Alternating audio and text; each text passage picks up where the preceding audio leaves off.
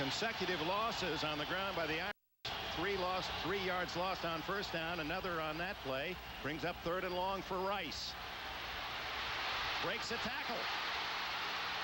And gets to the 40 and close to a first down. Bumped out of bounds at the 40. He'll be shy by about 1.5 yards of a first down. Rice is deadly coming outside.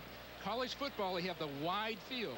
It's over 30 feet wider than a professional field. When you set on a hash mark, Rice has all that room to sprint and run.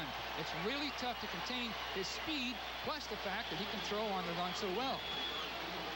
Craig Hendrick, a freshman from Godfrey, Illinois, who averaged 44.6, a Notre Dame mark. Kicks to Jeff Campbell. Remember, it was Campbell with those 2 brilliant punt returns that helped the Buffaloes over Nebraska. He's back at the 21. This is the best punt return in college football. Line drive. 30. And brought down near the 35-yard line. Anthony Johnson, the fullback, on special teams. And Lou Holtz uses his starters on those special units. Was downfield to make the tackle. Each team has had a chance. No score. They were alert that Notre Dame would try to do something to show them up or to intimidate them. So when they saw the Notre Dame players go to the center of the field for the ceremonial coin toss, they all ran out there. They said, we will not be intimidated today, and thus far, doesn't look like they're going to be. All right, Ralph, what's happening on your side of the field? Speaking of intimidation, OJ, you saw the tremendous hit that was laid on Ricky Waters. He came out of the game limping badly. They did the flexor movements to his left knee. He looked me right now and says, I'm going right back in there. He'll be back. And Waters appears to be walking without a limp on the sideline. So the Colorado Buffaloes have the ball at their 35-yard line. We've played just a little over 4 minutes. And Colorado has its second opportunity. Eric Bieniemy has replaced J.J. Flanagan at tailback. Bieniemy number 1 on his uniform. This is their standard option set with Pritchard in motion. And the give to Bieniemy as a hole and picks up 5 quick ones before Ned Bolcar and grab him around the ankles. Well, at this point, they should run the ball because the first pass thrown by Hagan was not accurate. He was a little anxious to get it done. So this running game will slow things down enough to get a better feel for that secondary and how to attack it. So that's the thing to do. And of course, Bieniemy and Flanagan both have super speed, especially running up inside. Southern California has defeated Michigan 17-10 in the Rose Bowl to spoil Bo Schembechler's farewell game. Bieniemy again. He's tough to bring down and has the game's initial first down for Colorado at the 50-yard line. Troy Ridgely makes the tackle of Bieniemy, who's only 5'7", but weighs nearly 200 pounds. Well, Chris Zorich, the nose guard, the great All-American nose guard, you'll see him being turned by Leuenberg and driven off the line, and finally turned back away from the line of scrimmage. Leuenberg, according to the Notre Dame people, they feel he's the best blocking center they've seen. And Zorich has come out of the game. They have the helmet off, looking him square in the eye, so he may have taken a blow to the head. Hagan. And the little quarterback on the option doesn't get anywhere. Scott Kolkowski, whose dad was an NFL lineman for 11 years with the Detroit Lions, there to make the tackle. And there's Zorich, a brilliant junior season. All-America, consensus All-American from a tough area south of Comiskey Park in Chicago, and a man who has battled through a lot to make it to the university level and is very grateful for all that's happened to him. He's really a story in himself. What a great football player. Colorado people felt they had to block him low, get his legs out from under him, or he'd control the line of scrimmage. Thus far, they've done pretty well with it. Brian Flannery has replaced him on the nose. Second down, Hagan spinning across the 45 to the 44. Bolcar and Kolkowski make the tackle. It'll be 3rd down and 3. And back into the lineup goes Chris Zorich, number 50 for the Irish. Well, Colorado's had excellent history in this kind of a situation. Virtually perfect all season. The 3rd down and 1, 2, or 3 yards, they've been able to make it primarily with Hagan running the ball. They come out with Bieniemy at tailback. Campbell is the lone split receiver to the bottom of your picture. Bieniemy trying to pick his hole and fights close to a first down with that second effort. That's going to be perhaps requiring a measurement as Zorich and Bolcar collaborated on the stop. Notre Dame is so tough inside with Zorich, but Bolkar is one of the great linebackers coming out of college football, playing this year, and Grimm. So we can take a look at them and just see how they can handle the blocking. Now, Garton, the great lineman for this great lineman, is going to be ready to block. See him come off, but watch the great hit inside right here, and then across with the both linebackers converging on the ball. Really tough inside. Great offensive lines, excellent defenses. It'll be interesting to see what happens in the second half as people begin to tire some and the speed of both quarterbacks begins to show up. Bolkar from Phillipsburg, New Jersey, watching as the Irish and Colorado both anticipate the measurement as they bring in the chains from the far side. Only the 11th man in Notre Dame football history to be named captain twice. Quite a honor for Bolkar. And Colorado is short by about 6 inches of a first down. So a tough call for Bill McCartney, the 49-year-old head man of the Buffaloes, and they've been so successful on short yardage, as Bill pointed out.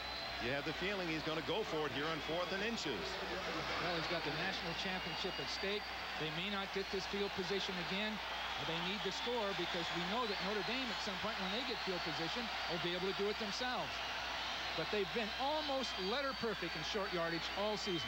Problem with the clock, it shows 18 minutes remaining in the first quarter, and so the officiating crew sends Colorado back into the huddle. Tough part inside is that Notre Dame has Zorich right over the nose, and Grimm and Bolkar, good inside linebackers right over those guards.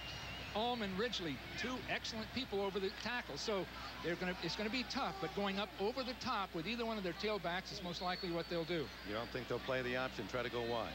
Well, they made that work too, Dick. They're in against a certain mystique too. They have to take Notre Dame on, but also Notre Dame history on as they play this game. And at this point, they're doing fine, but I think as the game wears on, they're going to have to deal with it. As you look at McCartney, his first 3 years at Colorado were dismal at best. In fact, in his 3rd season, his team went 1-10. And weren't there rumors at that time he was going to leave Colorado? Well, he had 3 successive losing seasons, the 3rd one being the 3rd year of it. So he was looking at the SMU job. He needed relief. And speaking with the college president and other people on campus, they convinced him to stay with it. This often happened. It happened to me in 1982. So I know how a coach can feel after a series of losing seasons and wondering whether he can make it go or not. They switched to the option offense. They have Anesi, they have Hagan now, and that kind of thing has brought them back. But he's been very flexible. I'm really impressed with this man, with both coaches. But McCartney expresses himself well, handles emotions well. Here they go. 4th and inches. Notre Dame tough in this situation. They've allowed only 9 first downs in 24 4th down attempts. It's a sneak by Hagan, and that offensive line gets him the first down.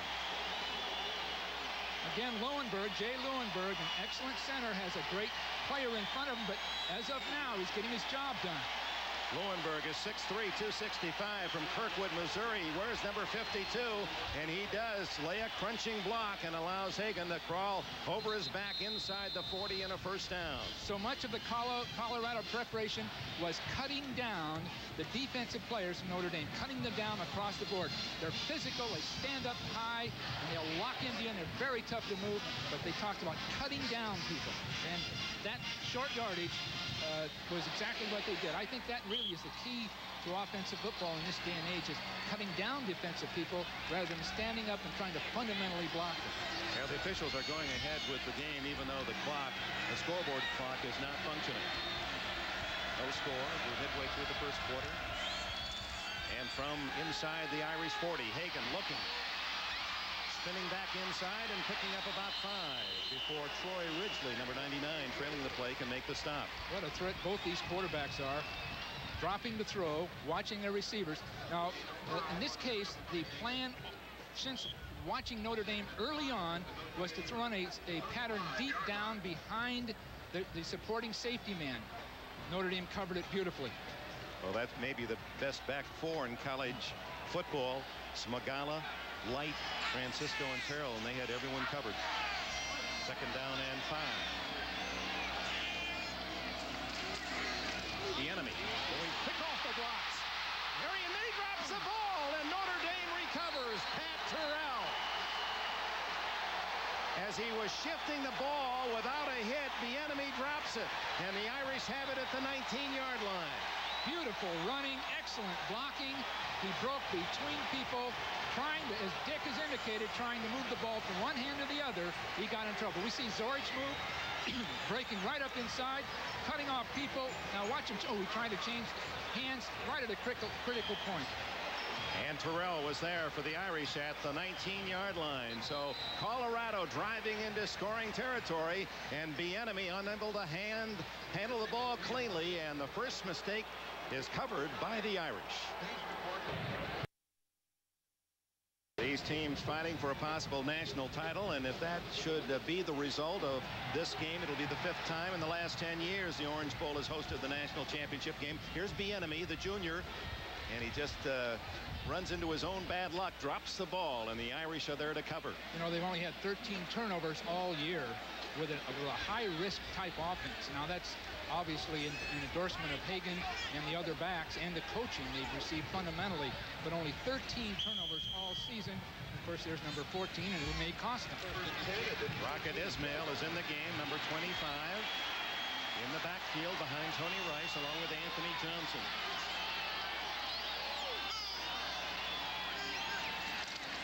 Ismail. And he's wrapped up.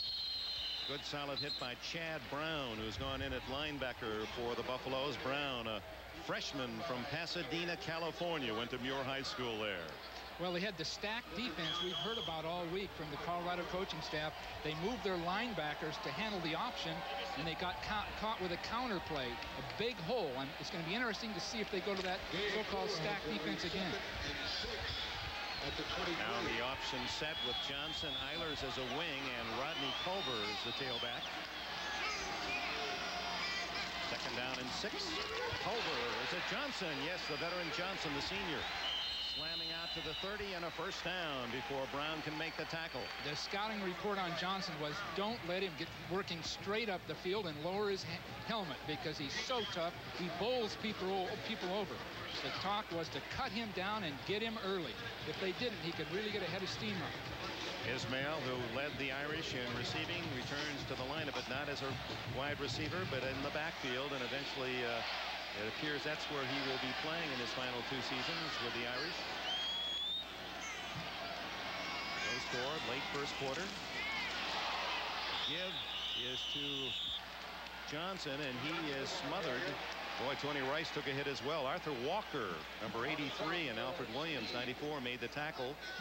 Good deception in that option set. Everyone really carrying out their fakes. It's a little new to me, Dick, and I'm fooled about half the time. I was in practice. Beautifully coached, all of this. The fundamentals are excellent, and the faking in the option is very important, because you keep the secondary people, the defensive backs, watching their particular man to deal with the option. So as long as you fake, you're in pretty good position. From the Notre Dame 33.5. There's the stacked defense. Rice turns it up inside and crosses the 40. Scramble as if they were going for the ball. They'll be just shy of the first down. What they're trying to do with the stacked defense, and we can show you, see linebackers stacked here to take away the option, but we get a cut back inside of it. People over pursue. But this is the technique that the University of Miami used to stop the option teams, and you see people getting cut, pushed out of the way. And Mike Jones, an excellent linebacker, was knocked sideways, and there's a big hole in behind him. 3rd and 1. They use 2 tight ends, Derek Brown and Rod West. Anthony Johnson is the fullback. And it's Johnson straight ahead battling, and with a second surge, looks as if he might have nosed the ball forward. It depends on the spot. Michael Jones from an inside linebacker position spearheaded the Colorado charge. It's real tough running inside.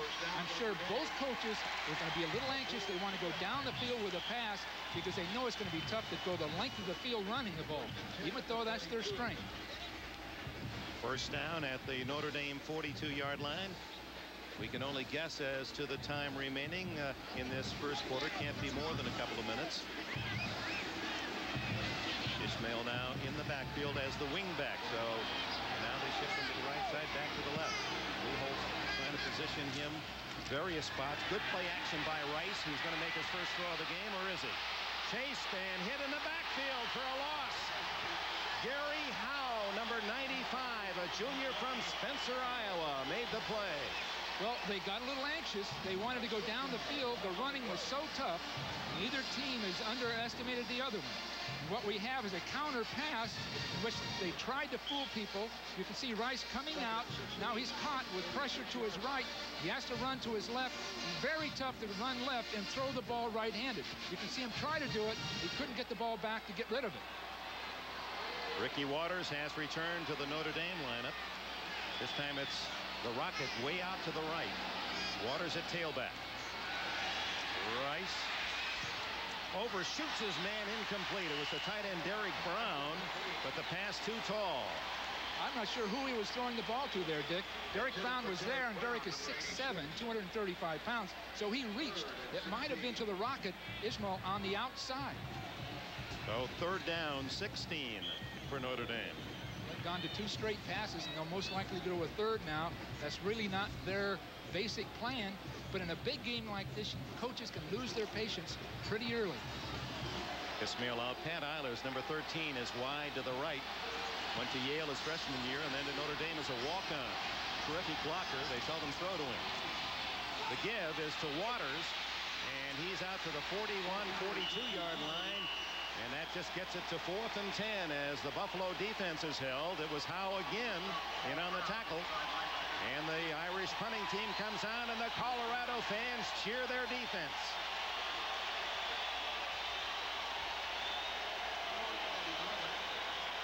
Craig Hentrick, the punter.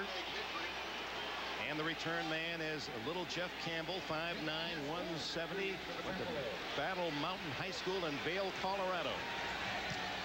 What a kick. Beautiful spiral. Campbell all the way to his 10. 15.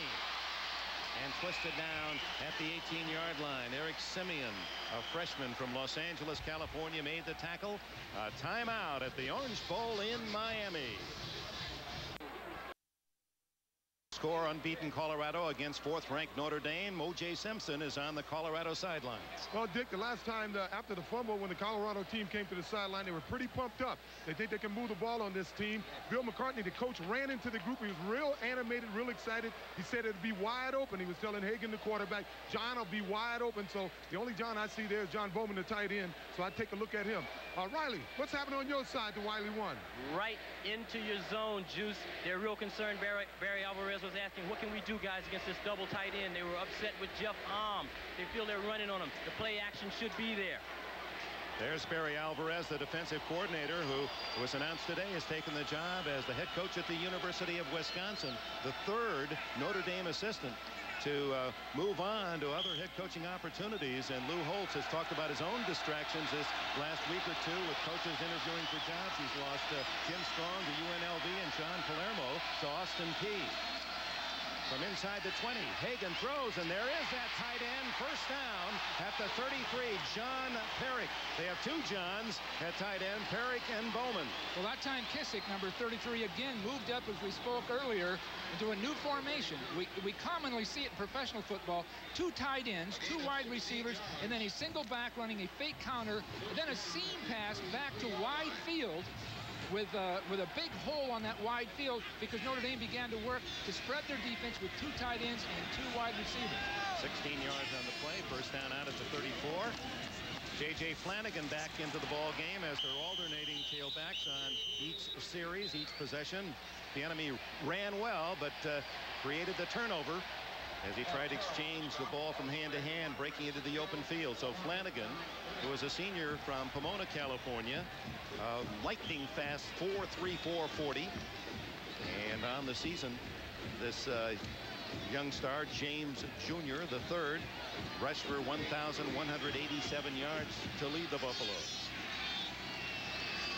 They have probably the best combination of tailbacks for what they do in the NCAA. Here's the little quarterback, and slippery is Hagan. He's out to the 43-yard line, just shy of a first down, a 7-yard pickup. Jeff Alm, number 90, got a hand on him. Terrell assisted on the tackle. Well, as time passes, this speed that Colorado possesses, both at tailback and at quarterback, can make a difference. Notre Dame is big, strong, powerful, but when it comes to getting off a block and moving against a guy with more speed than they're used to, could be a problem. And Hagan has happy feet. He's lightning quick on his feet. Boy, how he is accommodated to this Austin offense. 3rd and 1, and a big hole for Flanagan, and a first down at the Colorado 49. Well, Bolcar and Grimm, both inside linebackers, are moving quickly to what they have, and they're getting themselves caught out of position. Now we'll take a look at what they'll do. You'll see both of them right here moving into a play, then the ball breaking right back behind them. You'll see the action right there with a beautiful block by Garten, Joe Garten, most likely the best, well, he's an All-American, the best offensive lineman with Colorado. On first down, the toss goes to Flanagan. Well read by the Irish defense, and there's Todd Light, number 1. Jeff Alm was the one who forced it wide, and Light came up from a corner. Boy, they talk about this Todd Light, both coaches, McCartney and Holtz, and they say the same thing. He's in a league by himself. He's in a higher league. He a really great is. player. He's much like Eric Wright we had with the San Francisco 49ers. The same height, range, speed, and instincts. And that apparently is the end of the first quarter. And that's the end of the first quarter. Yes, that is correct. So they played 15 minutes. Tough, emotional football. Colorado a light edge on the offense after one quarter play, but still no score. Interest in this Colorado-Notre Dame game, but the national and international press coverage is enormous. Going back 50 years ago, well, 51 now, the 1939 Orange Bowl, you look up on the top of the press box, there is a handful of cameramen, and you see up on the upper left, WQAM radio covered the game, and now 1,000 credentials have been served to the nation's writers and broadcasters and photographers who will cover this on all fronts. And we have live broadcasts going to Japan and to Brazil. 2nd and 14. We open the second quarter. Dick Enberg with Bill Walsh, O.J. Simpson, Ralph Wiley, Bob Costas from the Orange Bowl. Colorado opens play from their own 49-yard line. Eric Bieniemy now is the tailback. Hagan has a man open. Eric Kissick, the fullback, and Kissick is inside the 35, the 30, into the 27-yard line.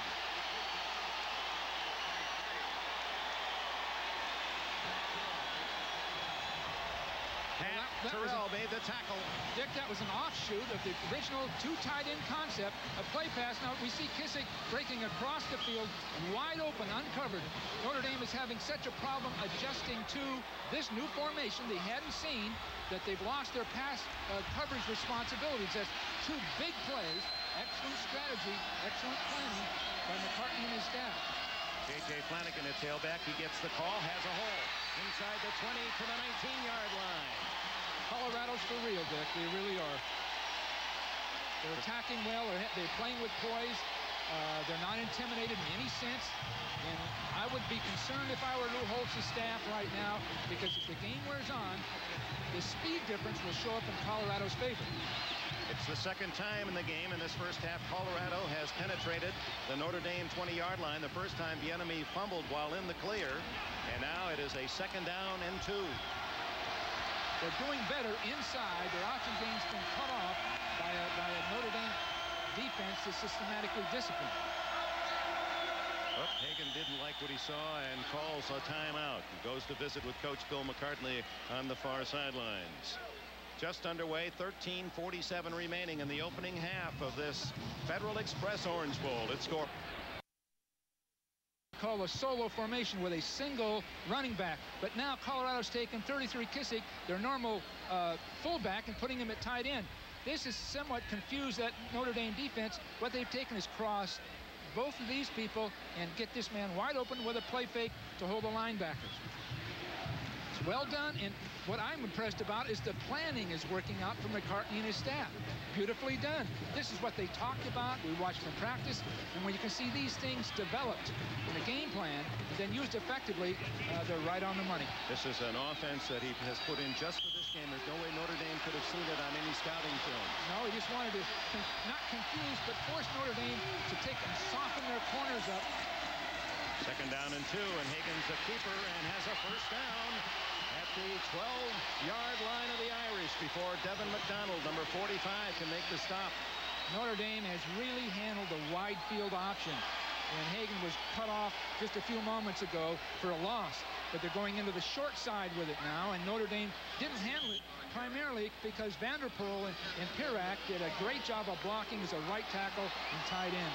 Two starters not playing on defense for the Irish, Bob Dahl and Andre Jones, who elected to study for final exams rather than practice and study, and so Lou Holtz left them off the team for this Orange Bowl. Hagan caught from behind and twisted down. Kolkowski and company with a tackle. Again, Muhlenberg, Vanderpool, two big active men at right guard and right tackle are dominating that side of the line right now, and Hagan's just following them and running between them. You'll see these two men driving people off the line of scrimmage, and Hagan will just follow them. True. Right there, nice job. You see Kissick leading and breaking through. Second down and 7 from the Irish 8-yard line. Flanagan hit in the backfield, and he struggles, loses a yard. Jeff Alm, number 90, was the first man in. A giant right tackle, 6'7" and 270 from Orland Park, Illinois. Went to Sandburg High School, and many feel he'll be a first-round pick in the next NFL draft. Well, he's considered by Colorado the man to run away from. They've been doing it, but this last time he penetrated to the inside and got to a play he shouldn't have. But he's got the size and he's active. I'm going to be watching him in the third and fourth quarter to see if he can show the stamina it's going to take. From the 9, third and long. Up the middle goes Kissick, but he gets only to the 5-yard line. And already you can see moving on the Colorado sidelines, Lou Holtz is apparently going to see the field goal unit come on. Bolkar made that last tackle. And here comes Ken Culbertson, who missed on only 4 of 17 field goal tries this year. He has a powerful leg, and this isn't much more than an extra point, although he kicks it from the right hash mark. It will be a 22-yard attempt. Tough angle. And it is no good. It was a tough angle, and he shot it wide to the left. So the Irish have held. 2 mistakes by Colorado, a fumble by Bieniemy at the 18-yard line, and now a short field goal missed by Culbertson, and it's still scoreless. He totally mishit the ball. He's jerked it sideways. I bet he hasn't done that in practice for weeks. Just totally jerked it sideways. This is how the pressures of a game like this work on individual players. I'm sure he'll come back and have his chance. And Lou Holtz, who has seen his defense unable to stop Colorado totally in this first half, but yet he has to be pleased. It's still 0 on the scoreboard. 3-yard officially. Missed field goal by Culbertson. Take over at the 20. Ismail in the backfield. And that's Eilers in motion. A solid blocker. Ismail on the pitch. And he gains 5. Both Tim Grunhard and Dean Brown, 75, 71, will flop from right to left. They're the 2 big blockers. Colorado knows where the ball's going because 85% of the running plays will go behind those 2 massive men. They're excellent football players, and they're the kind that have dominated throughout their college careers. So wherever they flop to, we'll keep our eye on them. And Bobby Beathard, as he pointed out, Grunhard often leads you to whether it's run or pass, and then you check Tim Ryan, and even if they pull Grunhard to make it look like a run on a pass, Ryan stays at home, and that's a tip Colorado picked up on the study of films. It's Ismail. Oh, he stops quickly after a gain of a yard. Michael Jones, a senior from San Diego, California, there to apply the first hit on Ismail, the fastest man perhaps in college football at 4.28 in the 40. A true rocket. He's a rocket, but I'll tell you, Dick, those two outside linebackers, Alfred Williams, 94, Kanavis McGee, 96, are really pinning down the corners of this defense. They're big guys with a lot of leverage. They can reach over people, and they're basically controlling the outside of this game right now. 3rd and 2. It's the tailback, and he doesn't get anywhere. Rodney Culver. And Bill McCartney's defense answering the test as well. Once again, running behind Grunhard and Dean Brown, and Colorado's just gearing up for that. There's Kanavis McGee, part of the H-boys from Houston. He and Williams and Walker, 3 starters in that great high school program down in Houston, Texas. Campbell back at his own 35 as this time. Notre Dame having to punt into the wind. And it's a very short kick off the side of the foot. Takes a Notre Dame bounce and kicks out of bounds at the 40-yard line. So Colorado gets it back. Still no score. 9:13 remaining in this 1990 Federal Express Orange Bowl. Miami, Coach Lou Holtz of Notre Dame has a basic rule. You don't practice, you don't play. 2 starters, Bob Dahl and Andre Jones, did not practice after the Christmas final exams, and Ralph Wiley has a report. Bill, Dick, it's like this. In 1978, Lou Holtz suspended Ben Cowens, a running back, before the Orange Bowl in Arkansas. His team blew out Oklahoma. Last year, he suspended a running back, Ricky Waters, and his team blew out USC. The question is, can he suspend 2 strong defensive players like Bob Dahl and Andre Jones for maybe motivational purposes and get away with it? Back to you. Yeah, Lou Holtz, a man of principle, and his team well understands it. And in talking to the other players, they had no sympathy for Dahl and Jones. He said, we had to study and take exams as well, and we made it to practice. There can't be 2 sets of rules. Colorado starts from the 41, and it's the enemy. Oh, he's tough to find, and when you do get to him with those powerful legs of his, you know, he has a 30-inch waist, has to buy special pants because his thighs are 36. A load to bring down at 5'7" and 200. He's really quick inside, and he, of course, has a very low base. So it's very tough to get a real handle on him to bring him down. Ball at the 47, 2nd and 4. Colorado, in case you're just joining us, and Notre Dame are scoreless. The Buffaloes have been inside the Irish 20 twice, but came away empty. And a fumble and one a short field goal. Long throw by Hagan. He overshoots everyone, and well covered was M.J. Nelson by Light and Terrell. And that Irish back 4 has speed to run with anyone. Well, they were right on top of it. There was never a chance to get a completion out of that play. The Irish have handled the wide field football very, very well. Not only the option, but in this case, a play-action pass, trying to hit a person down the seam. They've got the speed, and they're very, very well coached. What's worked is going into the short side of the field and then breaking on either side of Zorich inside. Those are the things that work. Here's that ace formation we talked about before. 3rd and 4. Big draw. Hagan throws complete to Kissick at the Irish 48. It looks as if it's just enough for a first down. He's inside the 49, and that will be a first down for Colorado. At this point, no adjustment by Notre Dame to handle this formation with 2 wide receivers and 2 tight ends. No adjustment, and so they're getting into the weak side of it. And again, Kissick, number 33, has not handled the ball that much, has rarely caught the ball, and thus far, he's the key ingredient for whatever success Colorado's had. On first down, Hagan keeps it himself, and in heavy traffic, able to pick up something when there didn't appear to be much there. At the 44, a gain of nearly 5. Meanwhile, at the Sugar Bowl, a game of considerable interest, especially here in southern Florida. The Hurricanes lead the Crimson Tide 7-0. And of course, Miami fans, University of Miami fans, are rooting, and it's hard for them to do this, rooting for Notre Dame, because they feel an Irish win tonight combined with a Miami win in the Sugar Bowl would give the Canes the national title. And they can't stand Notre Dame. They can't stand them. They're just swallowing hard and trying to. 2nd down and 6. The enemy breaking a tackle, almost lost the ball, juggling it as he fell forward at the 40-yard line. Devin McDonald made the tackle. That internal quickness of the quarterback and the tailback breaking between people inside has been really very, very successful. Watch watch here as Bieniemy gets hit there, and whoops. Almost does it again. Bolkar was right in the hole. Bieniemy saw him and just quickly darted sideways and found another running lane. Third and a short 2. And a big hole, and it is J.J. Flanagan into the game with a first down at the 31-yard line.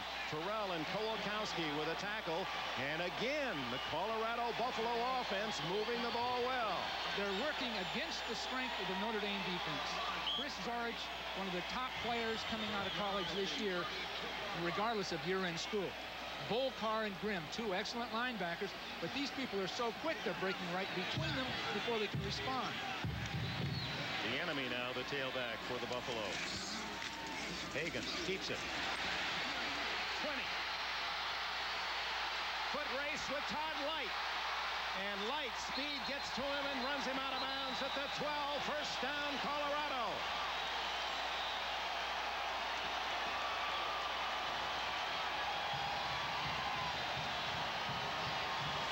There's so few players who could catch Hagan in this case. Again, Bolkar is down. Beautiful job on Terrell. Now watch him break back. Now it's strictly a foot race. 2 of the fastest people in college football today right there. And Light saves the touchdown. Man who intercepted 8 passes this year and census All-America. They spot it closer to the 13. So the 3rd time inside the 20 for Colorado. Will they score this time?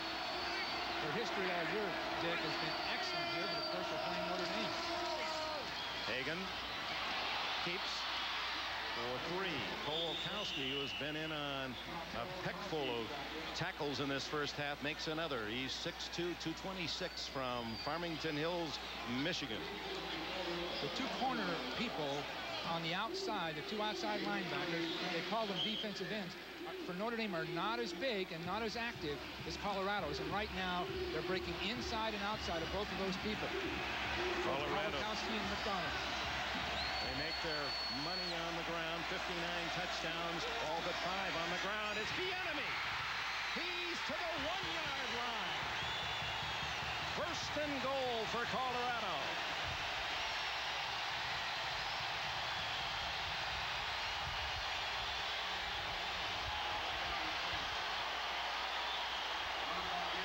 Again, it's the darting quickness of Bieniemy inside. Excellent blocking, but watch his quickness breaking between people, and then that drive is so hard to get a hold of.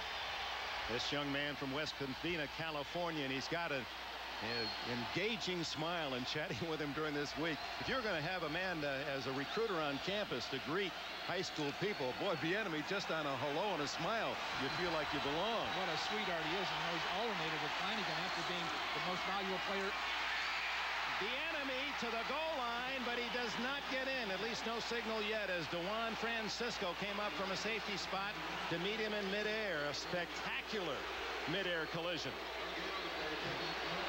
They tried to go over the top, and they were just sitting there waiting, leaping right at the same instant. An excellent job. Well, from that angle, it appeared the ball might have been on the goal line. Again, they're cutting people down, giving him room, but they're just one man, and that's an excellent tackle inside. He may have scored.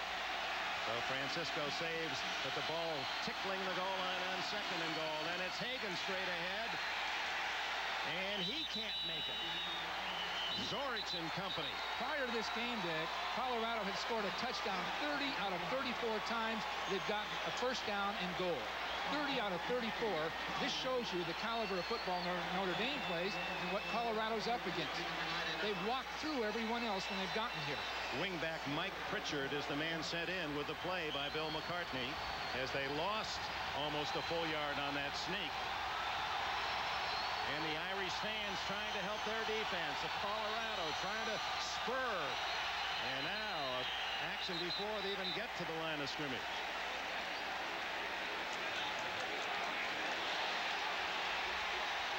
Jeff Alm was the man who leaned offside. Number 90. Alm believes he sees somebody move. At least he responded that way once he was caught. But he thought he saw someone move, and it was offsetting. Apparently he did. It looks as though it could be the left guard conceivably, but he moves before anyone else does. When the offense jumps offside, with no penalty, you'll replay the down. So it's 3rd and goal from the 1-yard line. Notre Dame trying to submarine low. Will Hagan go wide? Yes. And he can't make it. That's in possession of Colorado. In possession of Colorado, although the Irish point it's their ball. But it's 4th down now. Well, they need points, Dick. They desperately need points. They've got to show something now. I'd assume he's going to kick a field goal, although we saw what happened last time. And the line of scrimmage was the 5-yard line when Culbertson missed a 23-yard field goal. Now it's the 3-yard line. And in they come with a kicking group. And again, it will be from the right hash mark. The same spot, almost identical spot. It'll be a couple of yards shorter. A 20-yard attempt, but from a tough angle right. Jeff Campbell to hold. A fake. And Campbell doesn't make it. Jeff Campbell is stopped at the goal line by Smagala. And Ridgely, 99. Oh, my, the Irish 3 times have denied. It didn't look like a planned play. There was no pass receiver. The ball was just picked up and ran with. There was nowhere to throw the football. The ball is snapped. No one releasing downfield.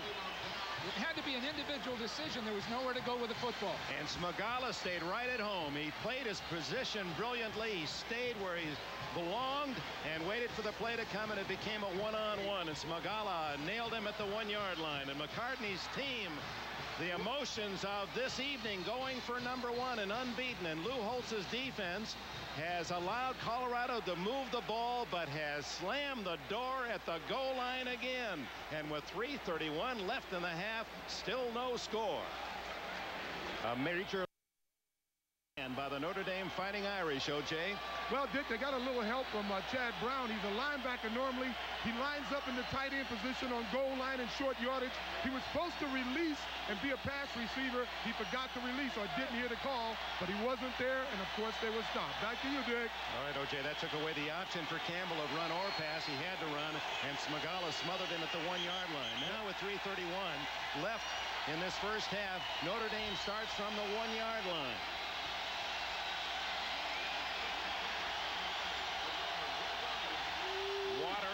Is the tailback 7 yards into his own end zone. Give to Johnson, the fullback, and he stopped after a gain of 2. Center of the Colorado defense, Joel Steed from Denver. 20-year-old sophomore was there first. Oh, Dick, the pressures of a game like this. Chad Brown had practiced this play. We saw them do it twice in practice, 2 different days. They didn't feel that Notre Dame could cover a man releasing from that position on the field goal. He goes in the game, his critical time, and it doesn't get him done. Lou Holtz trying to get a timeout, but Tony Rice, with all the noise, doesn't hear or see it. Moves Derek Brown to the other side. Now Rice does call for time. 2:52 left in the half. Remember, the Irish are going into the wind, and at times that is significant, over 20 miles an hour. So a timeout, late first half, no score. Lou, Rocket Ismail on his side, and perhaps Ismail should have been in the game. They tried the bomb from their own end zone to Ismail. They've done it a number of times, but there's a difference. Rice doesn't have that problem. He has a problem formation-wise right here. So the 2 of them not only weren't coordinated, but they both had reasons to call a timeout in that situation. The pressures of a game like this can be incredible. You sometimes don't think clearly on the most routine things that can hurt. Notre Dame has passed the ball only once in this first half. 16 rushes, 2nd down and 8 from their 3-yard line.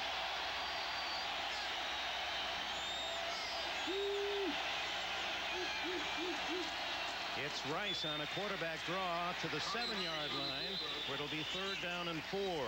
Arthur Walker, the team barber, number 83. made the tackle. He opens the shop on Thursdays and cuts 10 to 15 heads. He's got some interesting styles. Is that legal under NCAA? Well, as long as he doesn't get paid. Well, Colorado can get the ball back. There isn't any question. They've got their great return man in Campbell.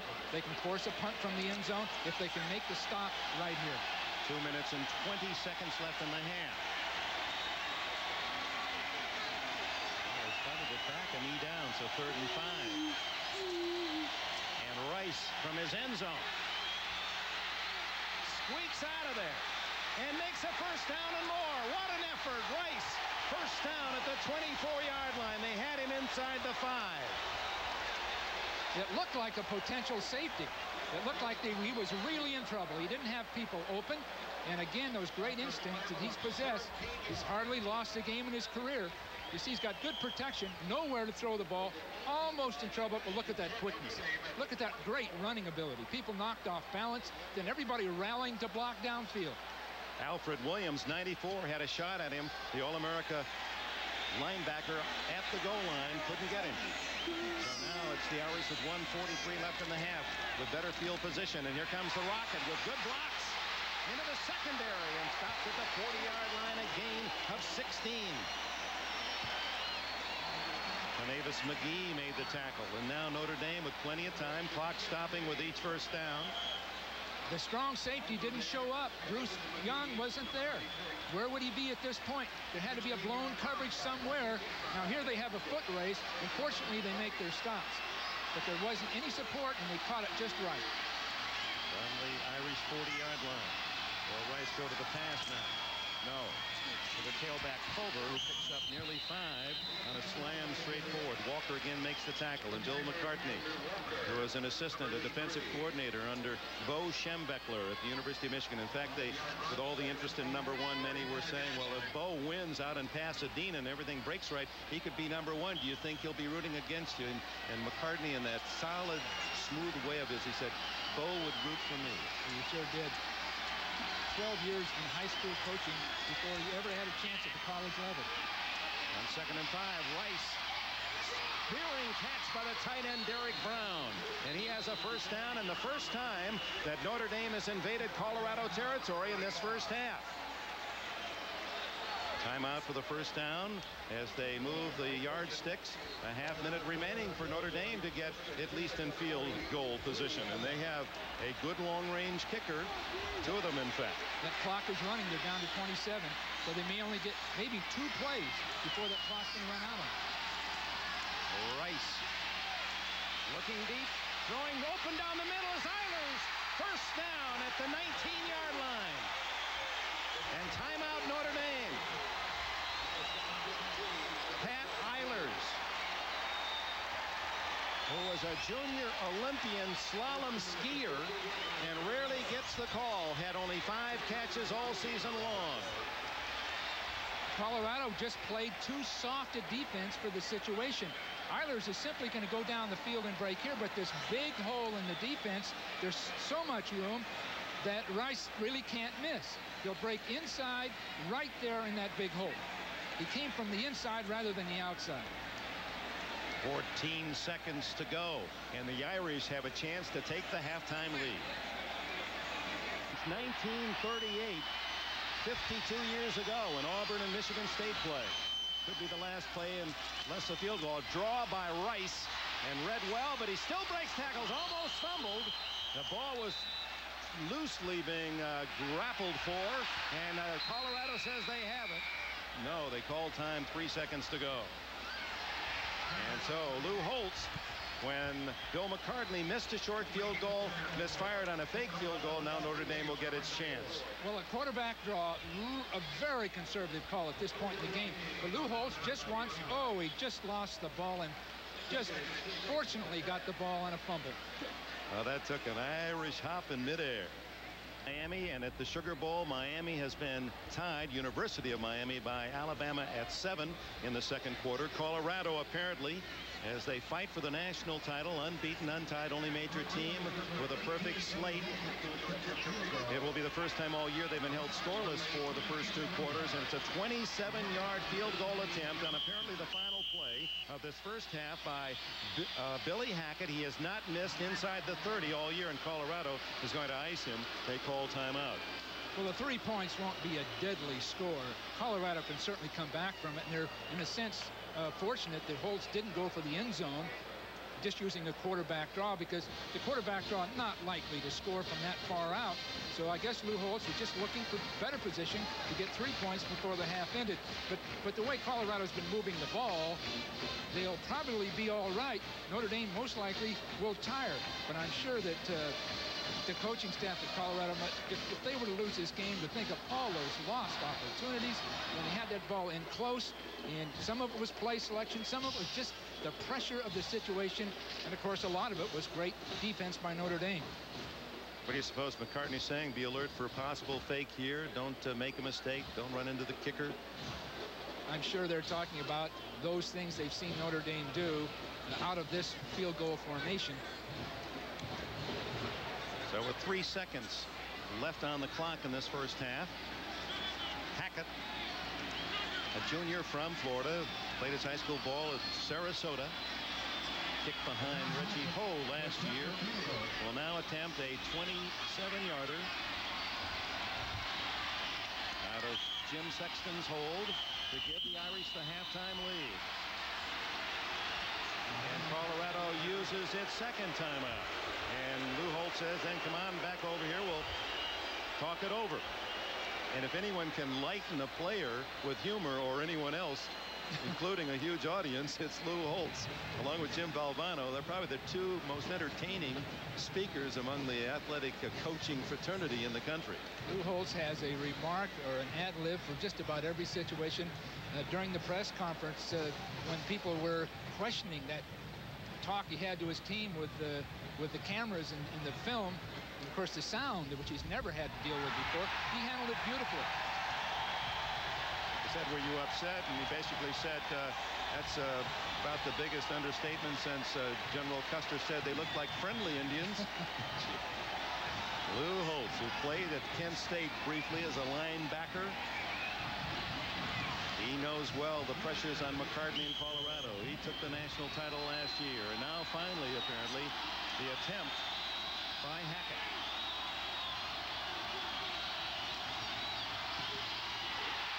And it appeared to be blocked. Oh my, and that's how the first half ends. No score. Holtz and McCartney take their teams to the locker room, and they'll play 30 minutes for the national championship. They went up inside, and they had their 2 large people. I didn't get the numbers, but most likely those 2 tall linebackers. Of course, there's Walker right over the top, and they leaped. So they attacked to knock the lineman back, then leaped up over the top and made the play. No scores and no penalties the entire first half. Right here, get a running start right up over the top with great push. There are the plays. Don't think they haven't rehearsed that before, too. This extra time they get for this kind of a bowl game, they can practice those special techniques to deal with a field goal. The push inside helps. 27 was Greg Thomas. Gary Howe was 95. And it appeared it might have been Howe, the defensive lineman, who got a piece of it. And he's 6 feet tall, so his penetration may have made the difference. But they sure attacked inside and got the job done. What a game. The electricity, I can't believe, Dick. I've been in all kind of pressure situations myself, and I can't handle the pressure. Wow. Well, Bill McCartney saw his offense drive 3 times into scoring territory, and a fumble, a missed field goal, and a misplayed fake field goal denied him, but he closes on an upbeat as he blocks Notre Dame's chance for the lead. Got to be defense. Frustration will set in on Colorado's offense. By the middle of the 3rd quarter, they will leave their game plan completely and they'll start grab bagging. Remember me telling you that. And so Lou Holtz, Bill Walsh, saying that frustration would set in on the Colorado offense and they'd start grab bagging it. Your reaction now, and was he prophetic or not? Well, it had been 3-0. If Notre Dame had kicked that field goal, you never know. But the score's even. Colorado knows they can move the ball. Lou may have been prophetic, but I think if Colorado can score first, they'll be all right. If Notre Dame scores first, look out. You think we'll see either team trying to pass more? Well, they should. There are people open. They're just not executing. Notre Dame's had 3 or 4 good plays. That's all in the entire first half, while Colorado had 15 or 20. So if Colorado keeps it up, Notre Dame's going to have to finally pass to win. I'm smiling because both coaches said, boy, Bill Walsh, he'll go crazy in this game. The only time we pass is backwards. That's not his style, Bob. All right, Dick, thanks very much. And quickly, Bobby Beathard, what do you look for in the second half? I think the momentum has changed to Notre Dame because of the 3 missed opportunities. So I look like it looks like an uneven game the second half in favor of Notre Dame. Of course, Colorado came in here knowing if they won, they'd be the national champion. Didn't matter what happened anywhere else. But Notre Dame now might sneak a glimpse at the scoreboard because Alabama's hanging close, trailing Miami only 20-17. If Alabama upsets the Hurricanes and if Notre Dame wins here, it is very possible, maybe even likely, that the Fighting Irish will be #1 again. Back to Dick and Bill. And the Irish will get the football and will learn in a hurry if there are any new surprises that the two coaches will pull as we go 30 minutes to a national championship. And obviously Colorado, should they win unbeaten, untied, one would figure that they then would be crowned as champions here for the 1989 season, with a finale here in 1990. But Lou Holtz with a victory combined with the positive result from Alabama in the Sugar Bowl, he then could claim the championship. Dick, look for a short kick up high around the 30-yard line. They think they can beat the Notre Dame people down to the ball, and they can nullify Rocket's great ability to return a kickoff. Ball taken by an up back, 85, Eric Simeon, a linebacker. They kept it away from Ismail, and McCartney will take that all night. Kicking with the win, they thought they might go deep, try to kick it through the end zone, but not taking any chances, and Greg Beekert was down to cover the linebacker. So we begin from the Irish 32-yard line. Is this the Cinderella season for McCartney and the fans from Boulder, the University of Colorado, or will the Irish dominate again?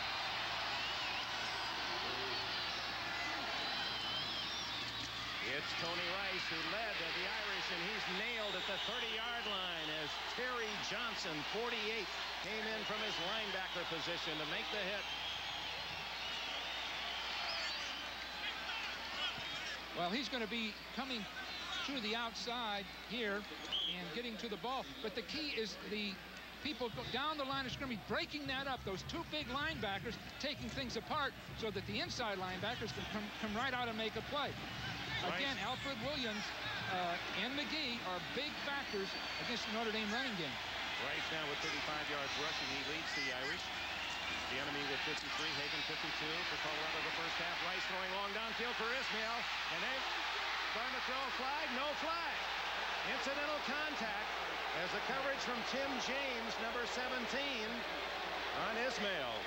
Well, James is making a play on a ball. He didn't necessarily have to run as fast as Ismail to get to it, so he was there to make his play. He's looking at the ball, gearing in, and Ismail actually makes contact with him, so no fouls. But the ominous part of that, Dick, no pressure on the passer, none whatsoever. And Rice could have run as easily as thrown the ball. 3rd down and 12. Ismail, they have their eye defensively on him on each play. Comes out as a wing to the right. Anthony Johnson, the fullback, behind Rice. And they go back to throw. Rice down the middle. Caught! Tony Smith, a sophomore from Gary, Indiana, gives the Irish a first down at the Colorado 43. Well, they're going to sprint out, and they have the entire wide field, but there's not enough heat on the inside and really no hold up. So you see a zone defense, a man open right in the middle without any coverage people able to converge on the ball quickly enough. Again, the deep people of Colorado, it showed up late in the first half, are sitting back too deep before they respond to what happens in front of them. Smith caught only 2 passes all year. That one was for 27 yards. Now the option.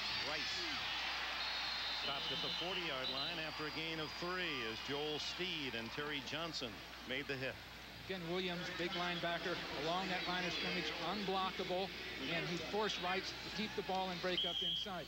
That part looks okay for Colorado, but Notre Dame, their passing game, as Bobby Bethard sort of prophesized to us, could be the difference here because they're just too soft in the deep secondary and too tight up close to the line of scrimmage.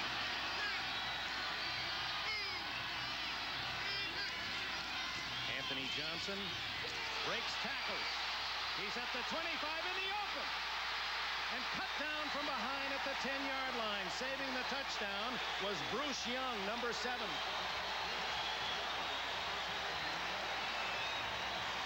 Mike helped the center with a key block. Well, Colorado was caught playing for the pass. They had people retreating down the line of scrimmage, and the linebackers were softening up. That gave the room for people, forced the defensive backs to try to come make the play. So that time, the Notre Dame strategy of sprinting out to wide field helped them with the running game. Well, that was a brilliant saving tackle, hustling back by Bruce Young. First down at the 10-yard line, just outside the 10. The toss to Ismail. He's got the speed, and the rocket is to the 1-yard line. Young again, saving a touchdown back-to-back. Colorado's there's their moment of truth. Not so much this, if there is a score, but being behind almost for the first time this year and dealing with the pressure of the game. Ismail is very tough and very strong for his size, 175 pounds, but great leg drive. Second down, and they can make a first down without a touchdown. The ball is on the 1-yard line.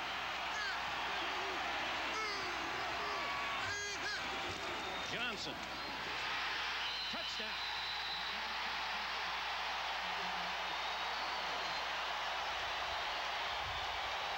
And you bet the Irish fans are cheering the last time Notre Dame scored an offensive touchdown here in the Orange Bowl was in 1985 when they were bombed by Miami 58-7. That is the only Notre Dame offensive touchdown in a decade of the 80s in the Orange Bowl, and this now 5 games. Colorado's going to have to group up, not panic, and it's not so much McCartney. If there's anyone else calling the plays, it can be an assistant coach, an offensive coordinator, that he can lose his patience or panic slightly, and the play calling can turn in another direction. Plenty of time to score any number of points, so Colorado can't lose their patience. Hentrick, perhaps unnerved by the blocked field goal, but he nails that one through, and the Irish have broken the scoreless duel 7-0 early in the 3rd period. Tight play, but they're in so close, and Johnson so strong running up underneath that he scored easily. 63 yards after the kickoff and 7 impressive plays. Key plays. Smith passed, the run by Johnson, and this run by Ismail. You'll see people working outside. That time, Derek Brown, the big tight end, blocked Alfred Williams. Williams didn't think he could do that. All week they felt that Williams could knock Brown back into the backfield. That time the position blocking worked, and the speed of Ishmael made the difference. And now Hentrick will kick it off into the wind. And again, they'll use that huddle with Hentrick coming up, trying to deny Colorado any chance of knowing who's covering whom and what man to block. Now it comes to Pritchard, number 9. Reverses his field. 30 and to the 34-yard line. So all things considered, a good return for Colorado. The tackle by Michael Smalls. Well, this weekend we hope you'll join us on NBC NFL Live. We'll kick things off on noon Saturday, Buffalo at Cleveland. And then on Sunday, Bill and I will be out at Mile High Stadium. What a year for football fans at Colorado, Pittsburgh, and Denver. 3:30 for NFL Live, and there they are. Let's go to the telestrator. Something might be missing. This man is heading this way to see the ocean. He's going to be on a surfboard. Apparently the new general manager of the San Diego Chargers, and we wish Bobby Bethard well. 7-0 Notre Dame. And J.J. Flanagan runs right into the big paws of Jeff Alm.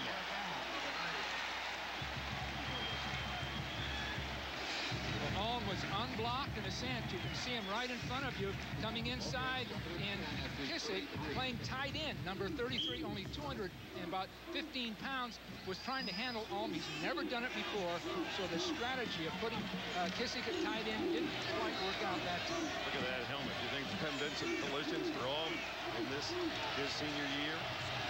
It's a long 10 as Hagen gets a block. Throws downfield, throws it away. No one there.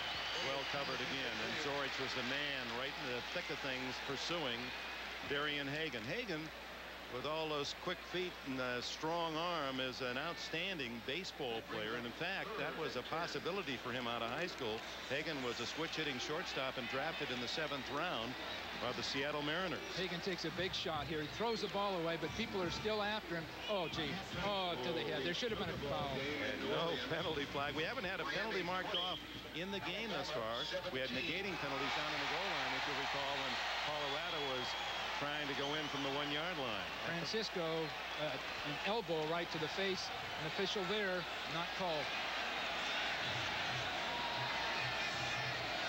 Notre Dame marching impressively and now trying to stall Colorado. Hagen, a quick toss. Incomplete and intercepted by Notre Dame at the 46-yard line. On the deflection, it was Ned Bolkar, the captain. It was Bolkar on this field who ran 49 yards with an interception and a touchdown against Miami in their defeat. Bolkar just drops out of the line of scrimmage, trying to throw a little seam pass over his head. It's just maybe 6 inches short. Tap back and forth. That's one of the real problems of throwing against that defense. Zone defense, seam pass. So Perrican, trying to juggle for the catch, knocked it right into the arms of the Irish. The talent of a great player is not just when he has the ball, but what he does away from the ball as well. And with the tension that he draws because of that frightening speed, a scary player, as the Colorado coaches have described him, he's done a job. Now can Colorado hold after turning the ball over in their own half of the field at the 46. It's Ismail, hit down after a gain of a yard. Charging through is Terry Johnson and Arthur Walker. Biggest drive of the year for Colorado right now. Field position for Notre Dame, a 7-0 lead. If Notre Dame were to score now, Colorado had a brutal time trying to come back with their style of offense. So this is absolutely critical that they hold them at least to a field goal where they can come back and make plays. Halftime score, Miami leading by 3 in the Sugar Bowl over Alabama. 2nd and 9. Rice breaking a tackle and then smothered behind the line of scrimmage, and a vicious charge from the left side defensively of Colorado. Arthur Walker in there. Colorado jumped into their stacked defense. Again, the big linebacker sitting there taking everything apart. So Williams and McGee on either side have been able to handle the option play. It's what happens up inside with Johnson running the ball, and then, of course, throwing. A possible passing down, 3rd and 9. It's Eilers in the slot with Smith split way out to the left. Rice underneath to Johnson. It works. 1st down and more. And Anthony Johnson's to the 33-yard line. Well, Greg Thomas, number 27, missed a key tackle. He had the play stopped for less than the 1st down, a little short of it. But the one-on-one tackles downfield in college football, I really note now that you have to make those downfield tackles very cleanly because everyone else is isolated. Here's the play. We just lose it right there. 2 misses right there. Again, dropped heads, losing their fundamental position, and that can make the difference in this ball game right now. 12-yard gain when they needed just 9. Leading 7-0, 9 minutes left, 3rd quarter. It's Rice on the roll. Davis McGee couldn't get him, and he's finally pushed out of bounds by Bruce Young, and a flag goes down. And it appears to be holding against Notre Dame. Bruce Young was down too, Dick. He's on the sideline. And if indeed this will be a penalty that is marched off, it'll be the first of the entire game.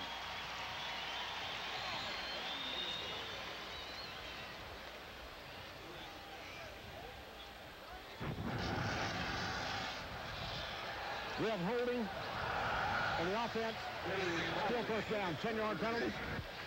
And on the far sidelines, Young is still down. Referee Dale Phillips heading this ACC crew.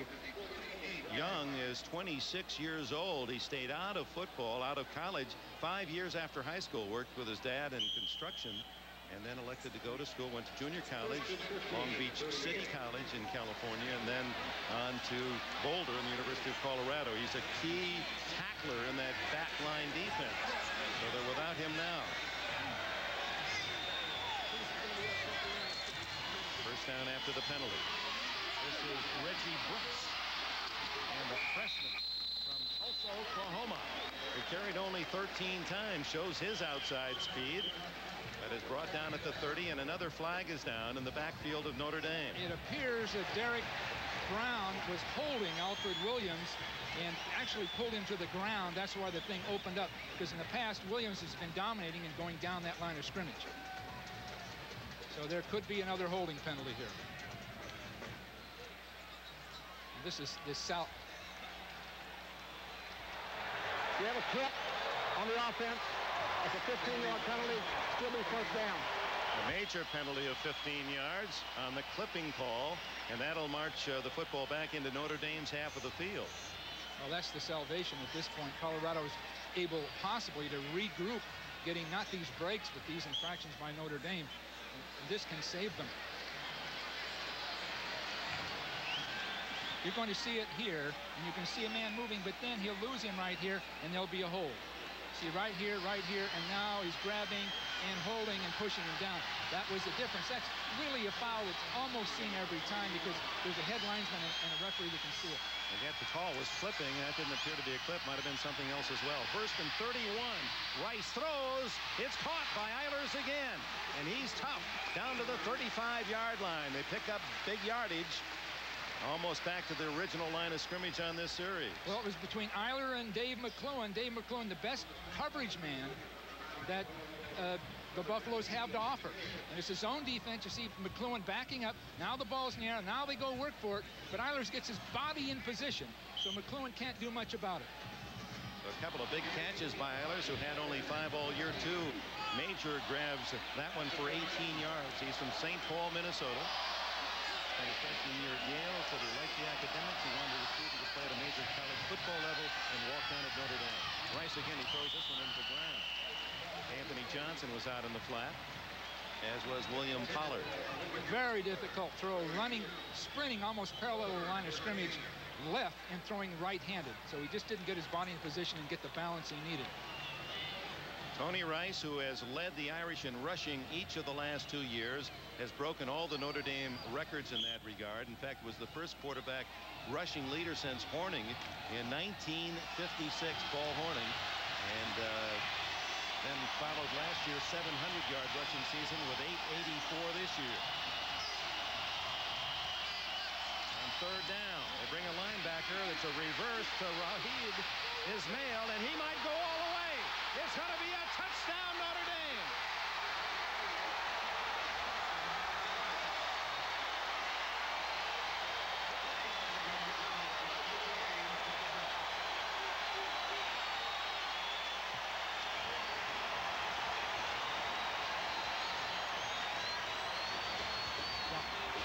So dangerous as a kick returner, as a pass receiver, as a rusher out of the backfield, and this time on the reverse, 35 yards. An inside blitz with 3 people working inside, only Williams to contain the play, and all they had to do was get past Williams, who was really in pretty good position, but they lost all of their pursuit by blitzing up inside, expecting, I assume, a pass.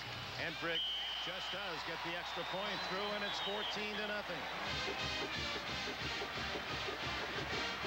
Here we have the blitzing up inside with people finally pursuing, but only one man to contain it. Once he got by him, it was all over. So Williams is coming up the field basically unblocked, but he misses the tackle. He's not in position to make it. Everyone else is set up to block. it's gone all the way. But really, Williams was there to make the play. Make the play for a big loss. So critical. You see the reverse starting, and a man right there to make the stop who wasn't in balance, who didn't see the reverse coming. Then everyone else is cut down. Now the speed begins to be a factor. Great blocks by Anthony Johnson, and big Tim Grunard to clear the way for Ismail. 14-0, Notre Dame. Well, we get a good look at the reverse. We've got our contained man here, but it's beautifully executed. First, the tackle's about to be made right here, not in position. But watch Notre Dame people begin to enter the screen to our right, and blocks were made all the way throughout the field, and everyone's in position all the way down the field. Beautifully done and beautifully rehearsed. And what a call. It was the most unlikely call in that situation, but it was just a combination of a blitz for the first time all night for Colorado and a reverse for the first time for Notre Dame. And it came after the deflected pass and the interception, 46 yards in 6 plays, and Notre Dame converted twice on 3rd down, and that was a 3rd and 13 play. A squib kick down into the screen, picked up by an up back. He was down. He was down. Well, again, poise is a key, a critical key at this point for Colorado. They just can't totally depart from their basic game plan. As Lou Holtz, in a sense, prophesized, if they come apart here, if we recall that talk he gave his team, is prophetic, because here we are, Colorado is going to have to hang on to the things they've done well all year. Eric Kissick was the man who took the kickoff, but his knee was down at the 35. And suddenly the Irish really smothering that ground game inside. Zorich and Olm to make the hit on Flanagan. The Buffaloes are going to have to just look to get the breaks now. They're not the kind of team that's going to come back from a 14-0 score, but if they keep the pressure on and keep their poise, they're going to have to look for breaks to make the difference. And that break would be another penalty or two on Notre Dame and hopefully a turnover. Haven't trailed all season long, so the character of Colorado tested by Notre Dame in the second half of the Orange Bowl. And caught from behind as Olm shot through and grabbed the quarterback before he could even make a move.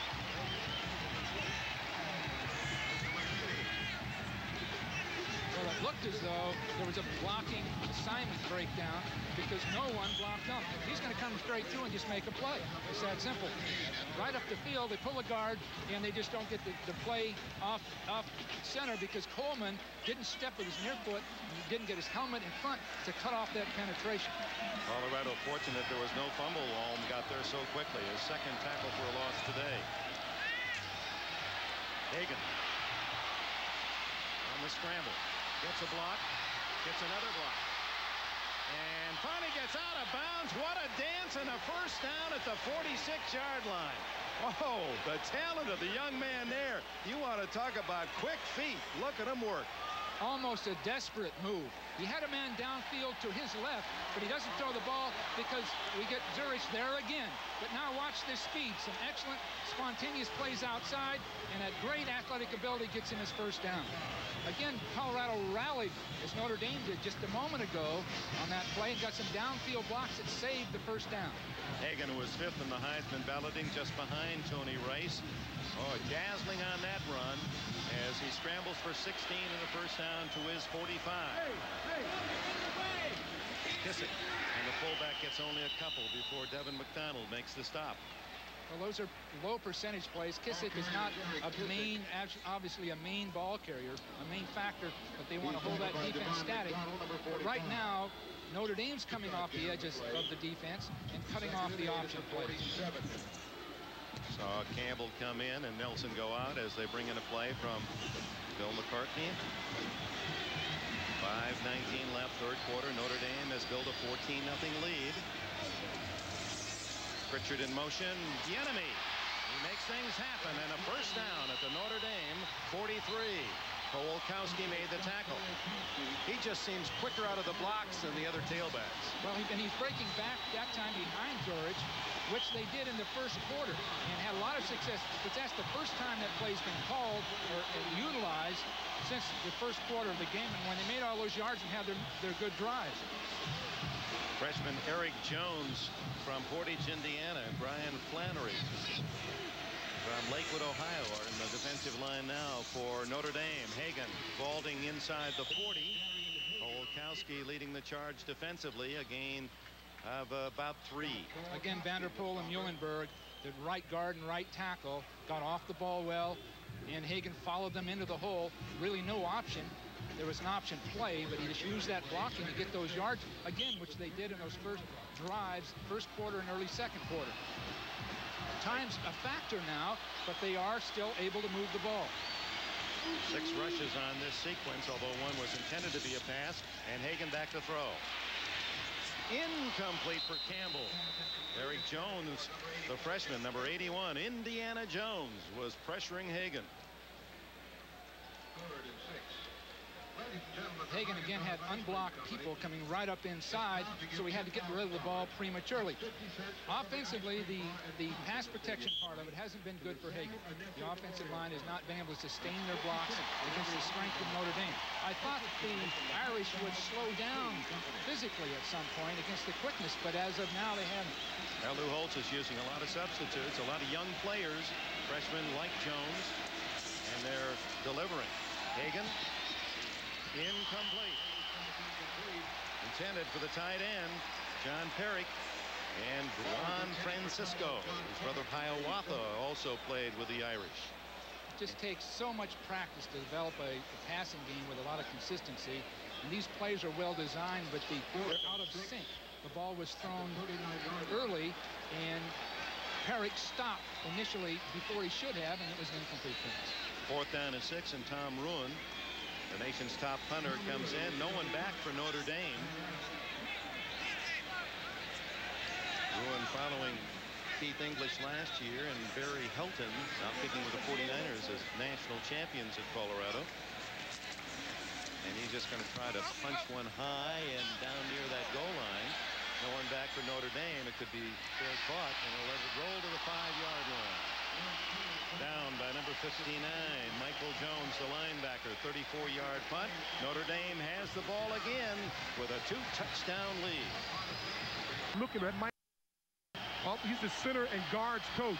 He's been getting a lot of heat from Coach McCartney saying what's happening. They have a young, shifty running backs, little guys. They like to cut back, and they can't cut back because these guys are not walling off the backside.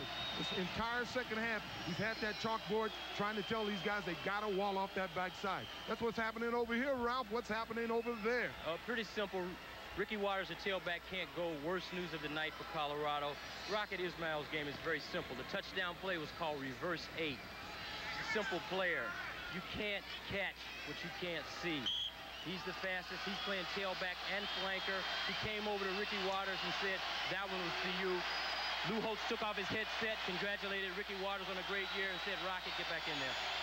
Waters, a junior, will have another chance. He's from Harrisburg, Pennsylvania. You see he will not play the rest of the evening. Seltzer, a freshman, is in the lineup, and Tony Rice gets a tough 1 yard on the version of a draw.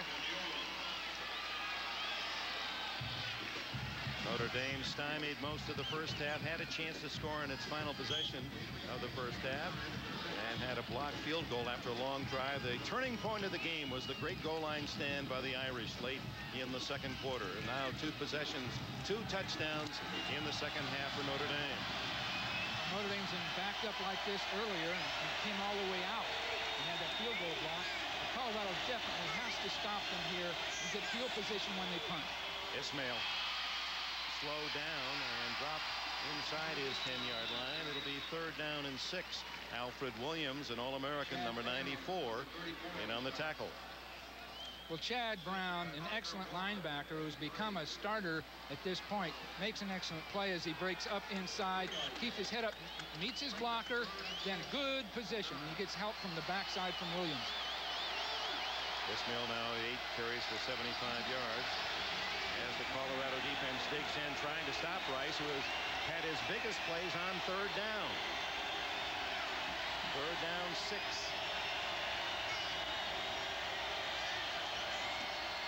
Rocket again. And he's dragged down from behind by Williams. who led the Big Eight with 10.5 sacks, was the Defensive Player of the Year in the Big Eight Conference, and Notre Dame will have to punt from deep in their own end. It was an excellent job from the outside linebacking. Again, Williams, good call because they just can't take any chances, but he penetrates and then cuts the whole thing down. Williams, who was a basketball star in Houston, using the jersey to bring down Ismail. This is the biggest punt return of the year for Campbell. One of the best return people. The best punt return in football. 10 men on the line of scrimmage. It might have been partially blocked. Takes a good Notre Dame bounce. Boy, a terrific bounce for the Irish, and all the way to the Colorado 47-yard line. Fumbling the snap, and lucky that one wasn't blocked. A 41-yard kick out of desperation by the freshman. A very fortunate play for Notre Dame, because he drops the ball here. Not that it would have been blocked, but he gets off a ball that bounces. And a timeout with 1:41 to go in the third.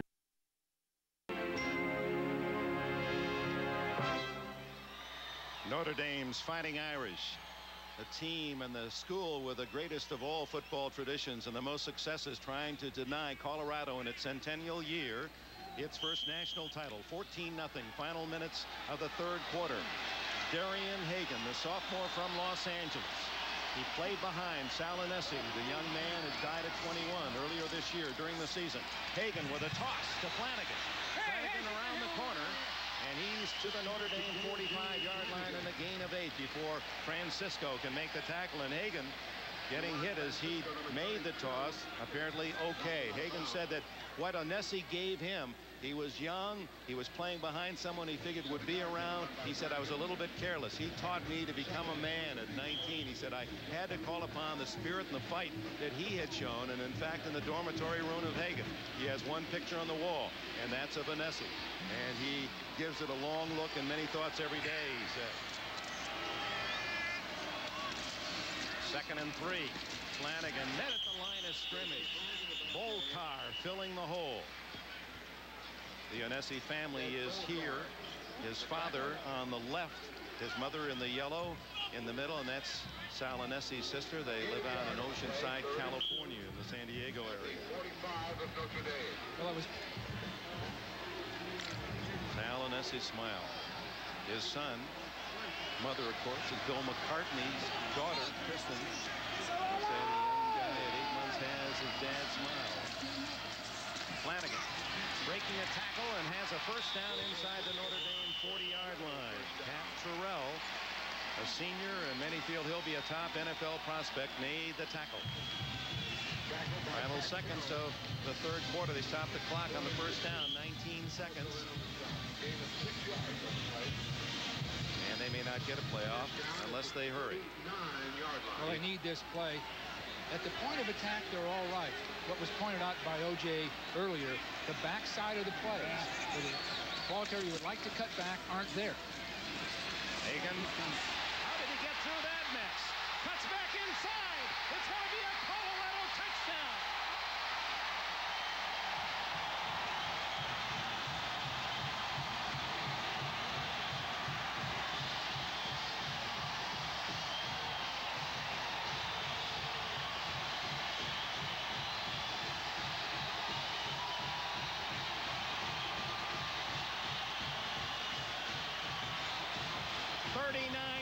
Score that awakens Colorado's hopes on the final play of the third period. Darian Hagan extricating himself from a pile of Irish tacklers on the near sidelines. The point after hits the upright, no good. So Ken Culbertson, the senior from Boulder, has missed an easy field goal, and now he takes the fun out of Hagan's touchdown run by striking the upright, no good. It's 14-6. And the first extra point that he has missed at Colorado. Well, there's the pressure of a game. Here we see the option down the line of scrimmage. An excellent block by Perrak, the tight end. Now that speed takes over. Downfield blocks are there. Now watch this great instinct of cutting back and utilizing the entire field. people have to turn and run and chase him across the field, they don't come close. For the leg strength of Hagen, who's 5'10" and 185, not to be knocked out of bounds. And watch Culberson, again, just as he missed the field goal, hitting it low and whacking it wide to the left and denied the point. Nevertheless, Darian Hagen has built some hopes for Colorado. After 3 periods, Notre Dame 14, Colorado 6, and we'll return to the Orange Bowl after these messages from your local station. Sideline, you can see how instinctive he is right along the sideline. And when Hagen gets past this one defender and then breaks across the field, it makes the difference. He was cut off otherwise, but that's just a great athletic talent. So we open the 4th quarter, 14-6 Notre Dame. Hagen, the rushing star, 105 yards and a touchdown. Now his counterpart, Tony Rice, goes to work. Each one of these drives are time-consuming, and Colorado can't afford that. Outside, gets around the corner and cuts back. Here they had him for a loss. Instead, Ismail picks up 4 or 5 yards. Notre Dame's had an almost flawless game as far as the turnover part of it and the penalty part of it, and that has been a difference. Colorado hasn't really gotten a break other than those 2 concurrent penalties they had, one after another, early on in the second half. But otherwise, Notre Dame's playing a disciplined, flawless game, utilizing all that experience they've gained with this team, and of course the history of the school and how people perform under pressure. Rice from Woodruff, South Carolina, checks the defense, 2nd and 5. And they drag him down. A solid play by Gary Howe, who was a freshman at Drake, and when they gave up football at the Division I level, this young man from Spencer, Iowa, transferred to Colorado, and he's had a fine game in this Orange Bowl. Well, that was an excellent play by Howe straight up the field, but Rice uses very good judgment in not pitching that ball. He was really tempted. You see an excellent play here. He's tempted to pitch it, but he doesn't. Right now with this 8-point lead, they just can't afford to make any mistakes. That shows that maturity that Rice has and that leadership quality. A loss of 4, 3rd and 9. Both Eilers and Ismail are to the right. Rice with plenty of time, and he goes to the left side to Derek Brown and can't make connections with the tight end. He was in the open. He'd gotten behind David Gibbs, the little cornerback. So Notre Dame unable to move, and with 13-18 left in this 4th quarter, they'll have to punt to Colorado, and the fans from Boulder raise some ruckus across the way. Well, for every minute that we see pass from that clock, Colorado has more pressure to execute. And they've come back to those things they do best, and have used the ability of Hagen to run with the ball. Got their touchdown. They're going to have to do the same thing again. 10 men on the line of scrimmage. Hendricks kick to Campbell at the 22. Gets a block. 30. 35 out of bounds at the Irish bench around the 37-yard line. So more than 13 minutes to go. Colorado has scored on its last possession, and here comes Hagen looking for more. Well, Colorado in a Cinderella season, 14-6, trying to pull out a Cinderella win. You're really vibrating. It reminds you of the days back at San Jose State, or you're coaching at Stanford. Dick, the energy that comes out of this stadium from the students and from the fans and certainly from the players and the benches, it's shocking, the energy that comes out of there, and it's affected me. I can't use any judgment. I keep nudging which way which team should go. Well, it was nice you started off your first commentary a little profanity, and I knew you were up for the game. I haven't used that word since I coached football. All right, Colorado has the ball, down 14-6 with 13 minutes left here in the 4th quarter. The Orange Bowl packed, and it's been much more exciting than the score might indicate. Scoreless at halftime. Notre Dame scoring 2 touchdowns on its first 2 possessions of the second half. Eric Bieniemy is in a tailback, and he takes it 4 yards to his own 40. Chris Zorich, the hard-nosed young man from Vocational High School in Chicago, the same high school that produced Dick Butkus. He was his early hero, but recent years, Mike Singletary is the man he likes to emulate. He said, I've read his book about 9 times. He said, I not only like the way he plays, but the way he carries himself, the class that Mike Singletary has, he would just prefer to emulate that the rest of his life. Hagen rolling behind the enemy and throwing complete. It's to Pritchard, the wingback, who slipped out into the flat. A first down at the Notre Dame 44. 16 yards for Hagan, and now you understand the talent of this sophomore, the first man in Big 8 history to rush and pass for 1,000 yards in a season. Same season. Well, some momentum coming back. He wanted to throw downfield. It was taken away, and he used very good judgment, drilling that ball down along the sideline to Pritchard. He sends Campbell out to the near side as the only split receiver. Pritchard in motion. Hagan trapped in the backfield and ripped down by Volcar. Well, there's talk that Volcar doesn't have the speed to play professional football. That time he used an excellent angle, just breaking right down the line of scrimmage, then penetrating. Nowhere to go. Grew up as a big Steelers fan, and I imagine he was excited about that upset by Pittsburgh and Houston yesterday. You'll see him here coming right down the line of scrimmage to make a play. And again, he uses good judgment, but there's the drilling that he's had all through college as to what angle to take to scrape into the line of scrimmage. Second down and 13. Hagan ad-libbing his way in traffic inside the 45 to the 44, and Volcar traps him again. It'll be 3rd and 10 for Colorado. Well, Colorado was warned. The coaches warned in their scouting report that the Irish play beautifully with their hands standing up. They wanted to cut people down. They didn't get anyone cut down that time. Everybody's standing up, and Notre Dame players just playing fundamentally sound football. Hagan had nowhere to go. Culbertson isn't the only one missing extra points. University of Miami has missed 2 extra points tonight. You saw the score, 26-17 in the Sugar Bowl. A win by Notre Dame and a win by Miami, and the Hurricane fans field LB #1. Hagan throws incomplete, trying to get to his tight end Perrick. Pass was a little low, and Francisco with good coverage. Well, the long halftime really benefits the coaches in this kind of situation, because it can not only, the players can not only refresh themselves, but they can listen to some real methodical reflections on what happened in the first half. Notre Dame have done a great job of counteracting what they saw with that so-called solo formation. That time they tried the same play pass they'd done earlier, and it was easily covered. That's Eilers back to return for Notre Dame, replacing the injured Ricky Waters. Ruin, short kick, hand over end, fair catch, Eilers, and he has it at the 17-yard line. So 10:27 left in the final period, and Notre Dame with an 8-point advantage. And Notre Dame's great tradition. Look at that recent history under Lou Holtz. They don't cough up a chance to win. If they're leading in the 4th, they've not been headed. 32-0 under the 53-year-old headmaster at Notre Dame. Colorado's offense lacks that dimension in the forward pass, and it could very well haunt them the rest of the night.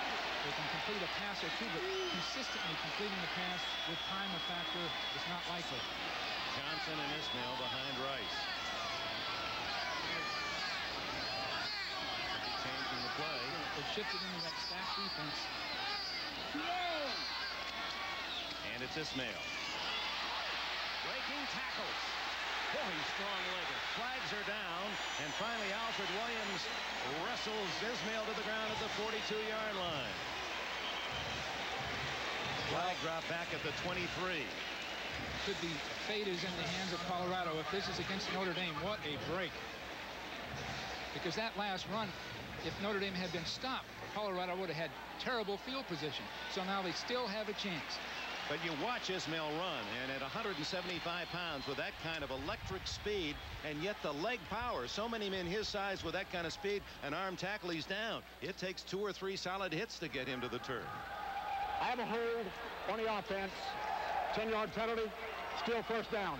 And with Tony Rice graduating, Lou Holtz not happy with that flag, as any coach ever, says he's going to go back to a totally different offense next year, featuring Rick Meyer, the sensational freshman out of Goshen, Indiana. It'll be more of a passing game, and one suspects we're going to see Ismail as his tailback. Very well could. That's the factor that Lou Holtz has had. He's been able to adapt to different situations. Both coaches have. And Lou plans to go right back to that passing game. He knows it well. And it should be an excellent team with a forward pass here. Ismail again, and Alfred Williams, 235-pound linebacker, hit him, and he didn't drive him back. Ismail able to fall forward for a yard or two out to the 20, where it'll be second down and 8. Every one of these plays now, all of that work that both teams have put in, but just thinking of Colorado and their movement and efforts toward a national championship all the way back to spring practice, the Nessie incident and situation, and now they're right down to less than 10 minutes to play, and they're going to have to come back to win. Ismail has 83 of those Notre Dame yards. This time it's Anthony Johnson, and he's got a first down at the 29-yard line. Michael Jones made the tackle, but that gives the Irish another 4 downs, and the clock continues to run. 9:13 currently, and as soon as they move the yardsticks, they'll wind it up. Well, look for right or the strong side guard, most likely Grunard, 75, Dean Brown, 71, running right behind them with Johnson. It's going to be tough because people begin to fatigue, and those two massive men with all that power, with Johnson's power right behind them, most likely can control this ball. Tony Smith is way out to the left with Eilers in the slot, and it's Ismail. He's amazingly strong. Down to the 39-yard line and close to another first down before Michael Jones can make the tackle. Well, in this situation, it appeared to me that Colorado's going to have to do some gambling and blitzing to be able to stop some of these things, because they're being turned sideways, knocked sideways by the offensive line. There are big holes for these quick backs. The power of Johnson and the quickness of Ismail really gives him balance. Ismail, the Rocket. Mother now has taken on the nickname Launching Pad, and she seems to like it. He's kind of embarrassing for me. 2nd and 1, Johnson, and he plows forward for maybe the yard necessary for a first down. Well, you can look for the experience of Lou Holtz and his staff in just controlling this ball and trying to minimize any mistakes or breaks that could occur against them. Story of the game was one of the zeros for Colorado. Actually, 2 of them in the first half. They had 3 opportunities to score. Missed on a very short field goal. They tried a fake field goal and were stopped at the 1-yard line, and they fumbled inside the 20. And more importantly, on 1st and goal at the 1, it appeared from our angle that Eric Bieniemy had dived across the goal line for a touchdown. It was not so ruled, and then Notre Dame with a tremendous goal line stand denying Colorado any points. Let's come back to haunt them. Each one of those situations, a year from now, the Colorado staff and team will handle these situations better. But right now they're in for the World's Championship or the National Championship, and with that in mind, they may not get back to this situation.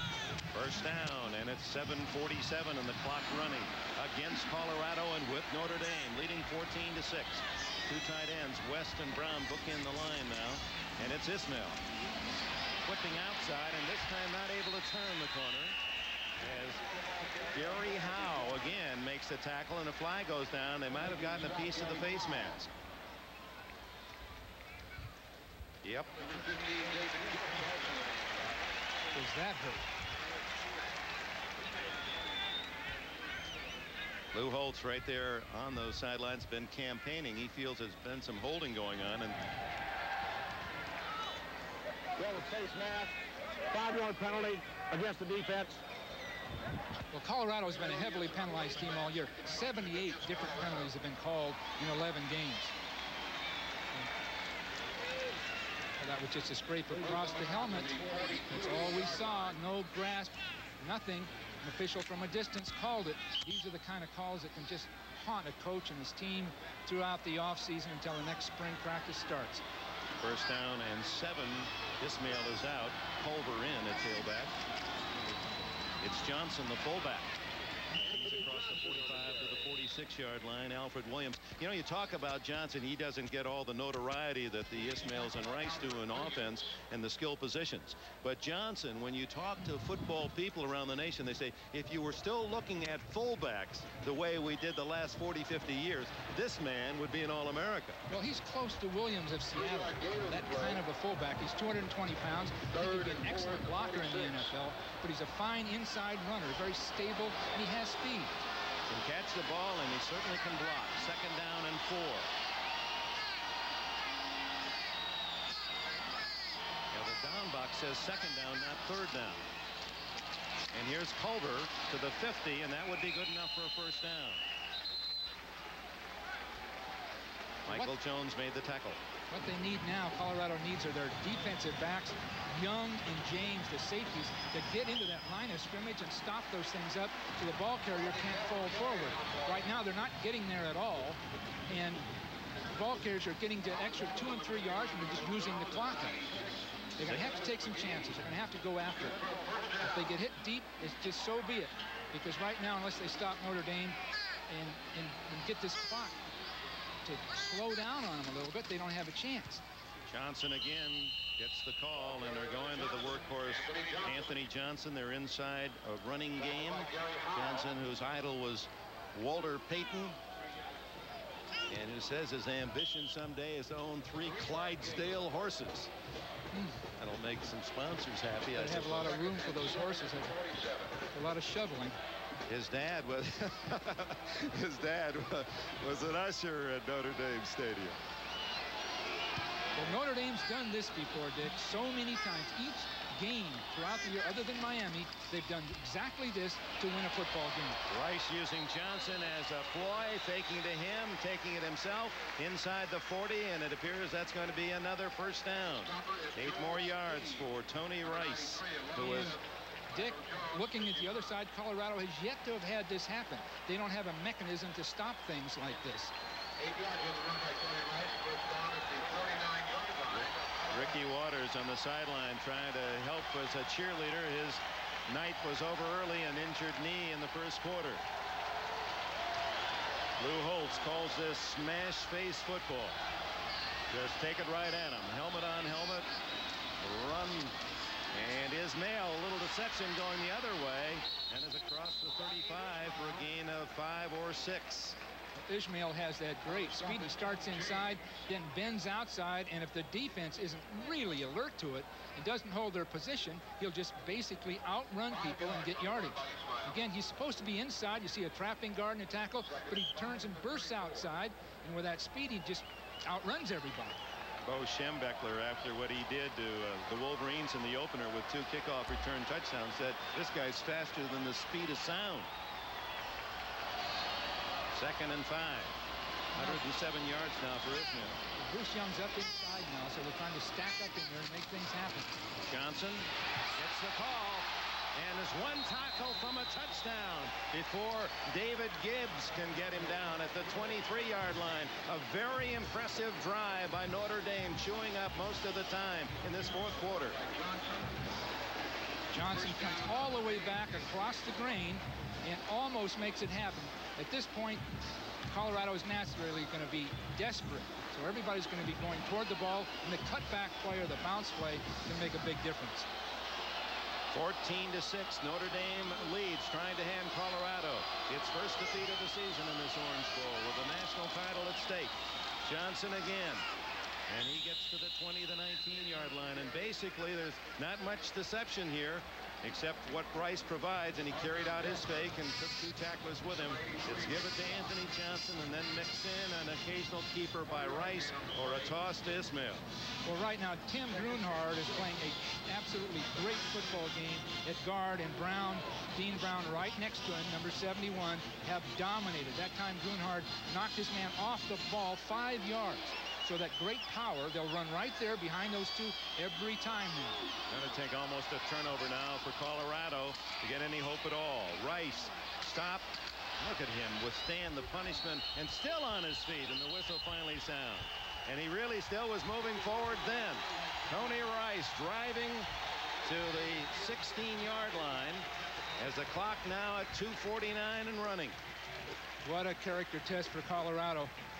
They're most likely going to lose this game, and to keep your composure and play with the intensity that you've stored up in you for a game like this. Eating up really more. A test. 7:40 and now close to 8 minutes have been consumed on this drive alone. Bill McCartney looks at 3rd down and a long 3.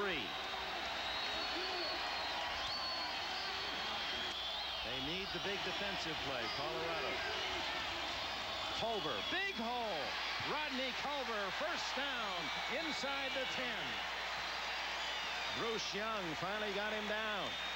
You have to give a lot of credit to this offensive line of Notre Dame, because right now they're cleanly blocking everyone. So there's all kind of room to run. You take a look at people cutting people down on the backside and knocking people around, and then the strength of the ball carrier to finally fall forward after he's hit.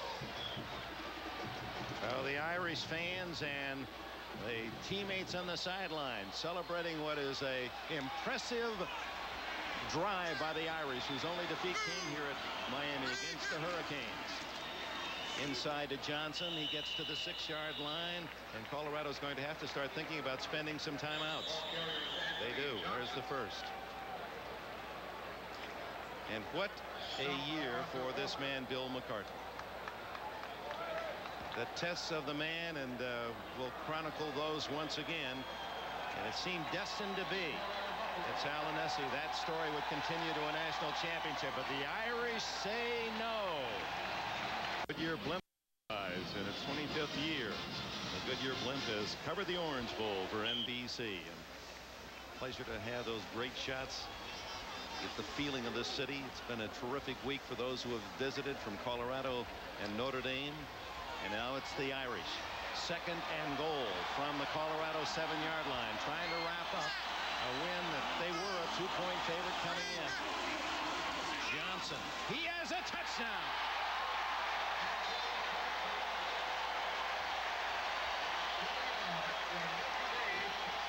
A drive entirely on the ground, basically from tackle to tackle, as the offensive line of the Irish held at center. Ryan and Grunhard, the guards. Brennan and Brown, the tackles, and the tight end, Derek Brown, just out-hit, out-moved the Colorado defense, pushed them down the field to score impressively a touchdown that apparently has won this 1990 Orange Bowl for Notre Dame.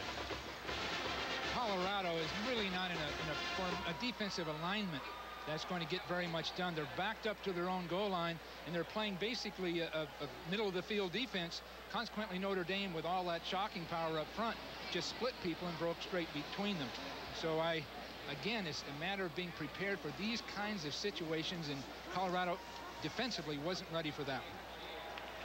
Lou Holtz out on the field. The injured Irish player Mike Helt, the center, and he comes off under his own power, but holding that wrist. Holtz watching Anthony Johnson score his 34th career touchdown, and Lou, just like sinking a putt, says, hey, reach into your wallet, this one is mine. Well, Mike Held, coming out of the game, did an excellent job on Joel Steed, a fine nose tackle from Colorado all day, because Steed, really, we haven't seen his number come up on these tackles. So you'd have to give Held, who was slightly injured in practice just 2 days ago, come back and play a beautiful game. Hentrick to try the extra point. Somewhat adventurous moment in college football tonight here and in New Orleans, but Hentrick hits it through, and the Irish now lead 21-6.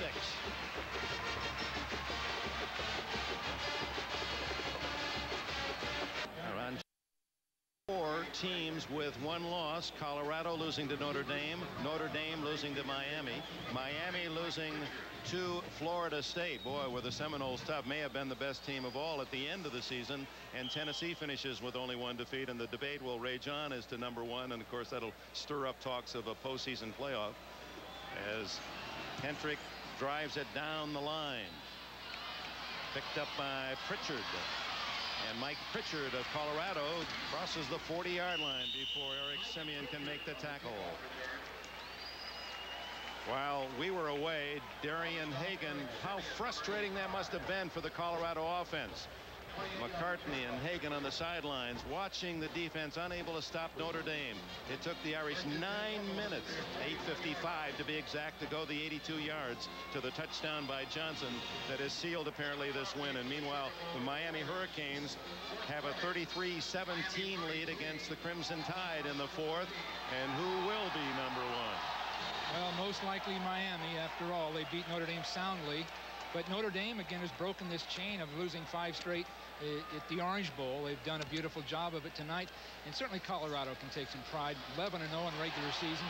Hagan getting away from the rush by McDonald and then throwing downfield, incomplete.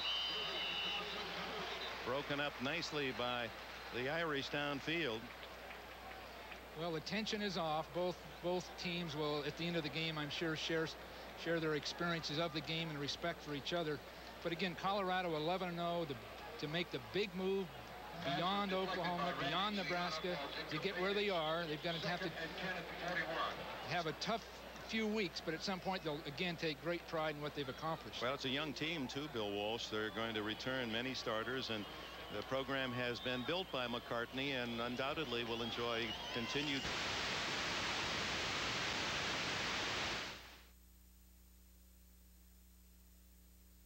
Well, this is the phase of the game I think the colleges often can spend more time with in their early fall or spring practices when they are behind, and when it's even likely they'll lose, to have a style of football they can use or a system that can give them a chance to do something down the field. About a waste of time. They tried to go with the no huddle, but unsuccessfully, and now the clock down to 45 seconds. 3rd down and 5. A reverse to Campbell, and look who's waiting, Jeff Alm. Campbell tackled in the backfield by Demetrius DuBose, a freshman. And now 4th and about 12. Well, they may not get a ball off if we're down under 25 seconds, so that may be it. I want to thank Jim Daves from Notre Dame and Becky Young from Colorado for their support, both of the Sports Information Services, and helping us upstairs tonight, along with statistician Joe Costanza, Steve Bazika, Rick Buckner, Elliot Cow, Bob Harris, Lee Dixon. Final play perhaps of this Orange Bowl game, and Hagan wings it downfield where there are only Irish players, and Pat Terrell with the interception, and the Irish have won 21-6. Well, he brought his team back, no question about it. Lou Holtz brought his team back under a lot of adversity, a lot of questions. Establishing himself last year with the greats of Notre Dame coaching history, Rockne and Leahy, Parsegian and Devine, who had all won national titles, and then Holtz puts together a 23-game winning streak, a Notre Dame record, broken by Miami in the final game of the regular season, and then comes back when many felt the team would have trouble getting emoted for this game, and they win impressively 21-6. Bill McCartney and Lou Holtz meet at midfield. But in many ways, it's been a year of high victory, a season of high victory as well for the University of Colorado. Disappointment now, but they gave their fans perhaps the greatest season in their 100 years. Lou Holtz gets the traditional now, I guess, bath. He says, I'm not big enough, I only weigh 150. He could be the leprechaun. He could serve as the mascot for the Irish. And we will return to Miami in just a moment. Victorious Notre Dame locker room with a still Lou Holtz. And, Coach, we've got to get out of here quickly because in a few minutes Johnny Carson comes on, though I'm guessing in a few days you'll probably be a guest on the show yourself, and then you can elaborate. But you were saying that your peripheral vision leaves something to be desired because they snuck up on you with the Gatorade bucket. I can't believe they did that to me. My only regret is that I don't have one more practice with this football squad this year. I want to tell you, that sucker's cold, too. That's why I'm jumping. I can't stand to be cold, but we'll get even with them. But I'm happy for our football team. We beat an awful good football team. We overcame all kind of adversity this year, and I'm very proud of Notre Dame and of our players. Colorado did control the first half. Is that fair to say? Oh, I don't think there's any doubt about it. We knew that they were a good football team. We never had real good field position, or we made a mental error on 1st down the center, and we couldn't really get into a rhythm. But we knew it would be this type of football game, but we did what we had to do when we had to do it. And, you know, to beat the #1 team in the country, I mean, we played 9 bowl teams, 9 bowl teams, I guess, this year, 8 in the top 20. So I'm very proud of them. It was a hard-fought win. I give Colorado credit. They're a fine football team. Miami, at last check, leading Alabama. The Crimson Tide had hung tough, but now it's 33-17, assuming the Hurricanes win. Who's the national champ? Well, I've got to vote for us. We're #1 all year long, played with pressure, played 9 bowl teams. And if you're going to look at it over the whole period of time, and I think we deserve to be #1. I don't know what more you can do than beat the #1 team by 15 points. The final say will belong to the pollsters, but for now, a big smile and a well-deserved one for Lou Holtz and his Fighting Irish team. They win over Colorado 21-6 in the Orange Bowl. Back to Dick and Bill. It certainly will be an interesting vote, won't it? And we'll have to wait till a day or two to find out what the sports writers, sportscasters in one poll and the coaches vote. And we might indeed even get a split vote there. If you had a ballot, Bill Walsh, to whom would you give the national title? Well, as much as I respect Notre Dame, the job they've done, Miami beat Notre Dame soundly, and you'd have to give them, on a head-to-head deal, the championship. Well, the Irish deserve to celebrate. They were very impressive, and when they had to control the ball at the end of the game, they kept it for 9 minutes away from the Colorado offense, just when Darian Hagan seemed to be getting in stride. He made that spectacular 39-yard run. The kicking game was part of the spoiling. The Buffaloes could not take a full opportunity of many first half opportunities. The final again 21-6 for Bill Walsh and Dick Enberg. For all of us at NBC Sports, have a great new year. For an NBC News special report, Gorbachev and Bush, New Year's greetings. Stay tuned now for your late local. Hollingsworth from the shotgun. Deep drop. Set up the screen. Kevin Turner has some blocking and gets it out to the 20-yard line. It will be 2nd and 7. And we talked about the great linebacking coming from Alabama over the years. Cornelius Bennett, P.J. Jr., Derek Thomas. How about the great linemen that have come from Miami over recent years? Talk about their quarterbacks, but Jerome Brown, Dan mentioned earlier with Philadelphia, Jim Burt out the 49ers, Bill Hawkins, Dan Stubbs. You want to be noticed? You want to play in a pro set defensively and offensively? Miami's not a bad place to be. 2nd and 7. That's Owens Lassick. This Miami recruiting message was brought to you by Frank Everett. Well, Miami's going to have a... Feeling very smug about what happened today. You're going to get the Rose Bowl. You're going to get some season tickets out of this, Frank. I think it's really helped them recruit. I don't think there's any question about it. There'll be more competition, though, in the recruitment area for Miami because of what happened yesterday with Steve Spurrier accepting the job at Florida. Well, he came right out and stated we want to get Miami back on the schedule, and he's coming home. 3rd down, a long 2 from the 25. This is Owens Lassick, and he fights out to the 28-yard line and has a 1st down. With 7:22 remaining in the game. Last time these two teams met, it was 1979. Ironically, Alabama was on its way to a national championship, and Miami was just beginning to put its program back in place. They met at Tuscaloosa. Alabama won it by a score of 30-0. 10 years later, the two teams are meeting again, perhaps on the verge of a Miami national championship. From the 28-yard line, Owens Lassick out past the 30, steps out of bounds at the 33. Well, who's going to be number 1? That's the question. Seemingly, it will be Miami. It would be shocking if it wasn't, but we're going to conduct the poll here. Roger Twyble will be joining you from our studio in New York shortly, and we'll have a little phone-in vote, we understand. Putting the machinery in place for that as we speak. 2nd down and 5 from the 33-yard line. Saran Stacy out to the 34, and there's a marker down. Might get a few Notre Dame alumni involved in that, wouldn't you think? Dan's dialing right now. He's still voting for Michigan. You know, I was just thinking about that. Daydreaming here for a second. I applaud Southern Cal. Won today? No, not really. I mean, even if Michigan would have won today, I don't know how anyone could have seen this Miami squad play during the course of this season and what they did to Notre Dame and now how they're handling Alabama. I don't know how you could say they're not the #1 team in the country. Face mask on part of the defense. 1st down. I don't care if Michigan would have beaten Southern Cal by 3 touchdowns today. Miami is the best team in the country. I don't think that I know that Notre Dame people won't like to hear that, but the fact of the matter is they played and Miami won handily. Well, Lou, there's a look at the face mask. Lou Holtz's argument is, hey, wait a second, look at our schedule. against Miami. Look at what we did over the course of the season. But how can you? I understand. It's the first tiebreaker. I can understand. You're right. It's the first tiebreaker. Right. From the 38-yard line, Hollingsworth. And it's Battle who makes the catch, and he's out of bounds at the 47, and that's the first down. Let's take a look at Miami's year here.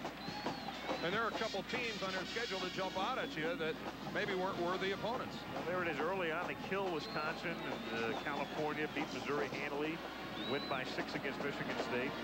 Then that one loss, and remember Craig Erickson was hurt.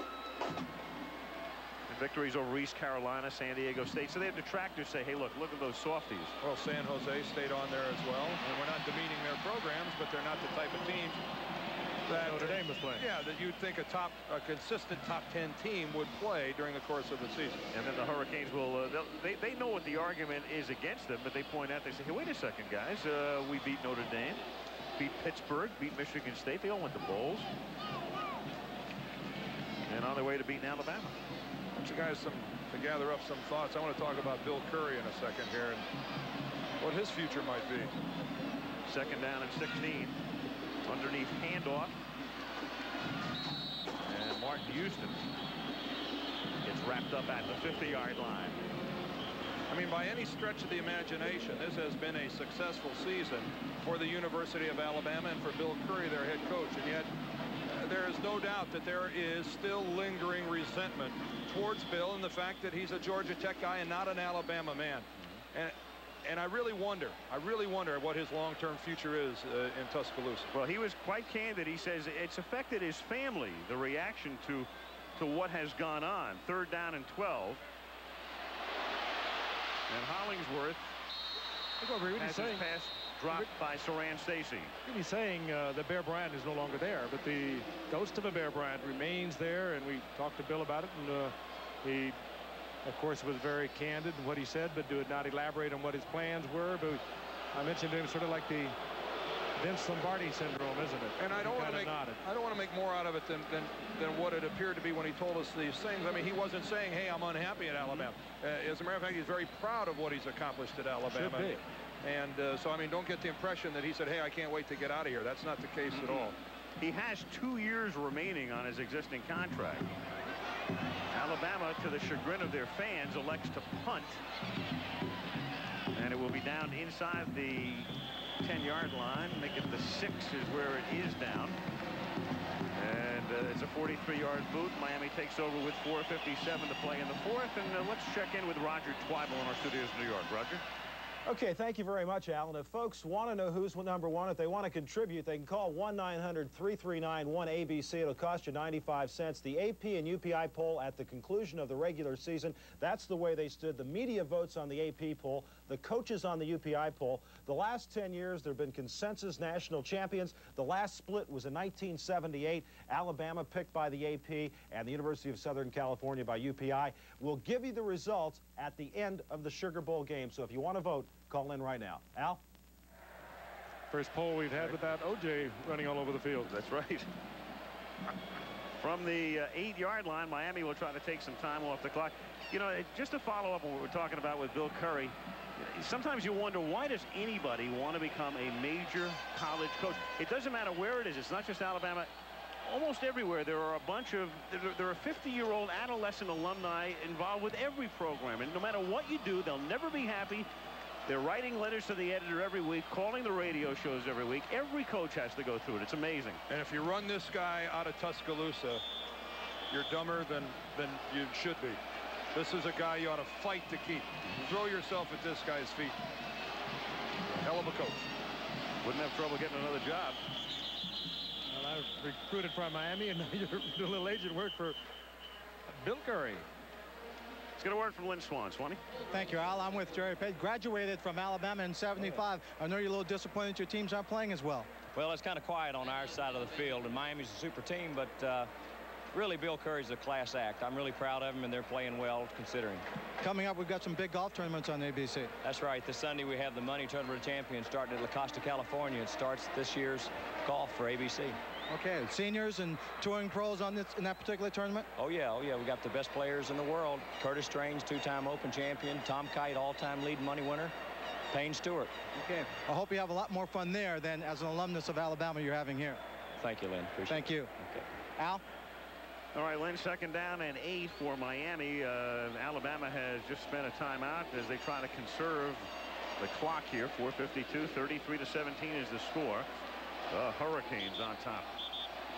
Well, we talked about Curry, and then there's Dennis Erickson, the mild-mannered Dennis Erickson from the state of Washington. He coached at Idaho, and then he went to Wyoming for a year, and then to Washington State. And all of a sudden, he made about as long a move as you can make in the lower 48, from the Palouse country of eastern Washington all the way down to South Florida. Got a couple of assistants with him. Bratkowski, the offensive, Bratkowski's son, the offensive coordinator. Here's Conley. In fact, there was only one retainee, Art Kehoe, from the old staff who remained. And you recall Gary Stevens was being considered along with Erickson as a flag down in the last play. And it was either Stevens getting the job or going on. And in fact, he decided to join Don Shula with the Dolphins when David went to Dallas with Jimmy Johnson. And there's Art standing right there, the lone coach with the green jacket. He's their offensive line coach. And I mean, really, what a dream come true for any coach to inherit this program. Yes, I mean, to walk in here, normally a coach comes in and he has to start building his program. He has to start looking for players. I mean, Dennis Erickson and this coaching staff, they must have all locked themselves behind closed doors and said, can you believe these guys? I mean, the first time they worked them out, the first time they went on the field, they must not have believed it. Well, but they were smart enough to keep enough of the program in place, too. You know, there are coaches that can come in and with large egos and say, hey, wait a second, I've got to put my own imprimatur on this program and do it my way and let people know it's my program. That's Bob Bratkowski on your left there, the son of Zeke Bratkowski, who was with Bill Curry when they were both at Green Bay. 2nd down and 12 from the 6-yard line, and Erickson nearly gets caught in the end zone, comes back out to the one. Keith McCants was there to drop him at the 1-yard line. Well, wait till you see this effort by McCants. Kenny, if you got it, bring it up. I mean, he hurdles a blocker. Just watch this. You ask, see if this guy's an athlete. A 3-year football player in high school and a 3-year basketball all-star who could stuff a basketball when he was a sophomore in high school, and he's showing you right there great athleticism. That guy is not 6'1", 205. He's 6'5", 260. Alabama takes a timeout. The Sugar Bowl, 3rd down and 17 for the Miami Hurricanes from their own 1-yard line. Alabama has one timeout remaining, and let's see if they elect to take it here, because Miami's going to have to punt. 4:02 remaining on the clock, and the Tide will take a timeout. So they spend their final one here. They are 2 touchdowns and 2 two-point conversions behind, trailing by 16. All right, let's get another word from what is this, a post parade here? Here's Roger Twyford of New York.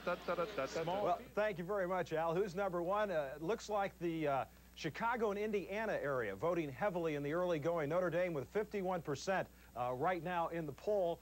And you can see on down the list that Miami and Florida State and Colorado. If you want to vote, you call that number that you see on the screen right there. And it'll cost you 95 cents, 1-900-339-1ABC. And we'll give you the final tabulations at the end of the Sugar Bowl. Right now, Notre Dame leading. Let's go back to Al Michaels. Very strong and affluent group of Notre Dame alumni, obviously. Kalal to punt.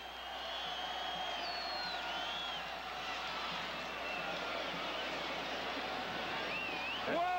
34-yard line. Hello. You talk about a lick and a half, as the saying goes.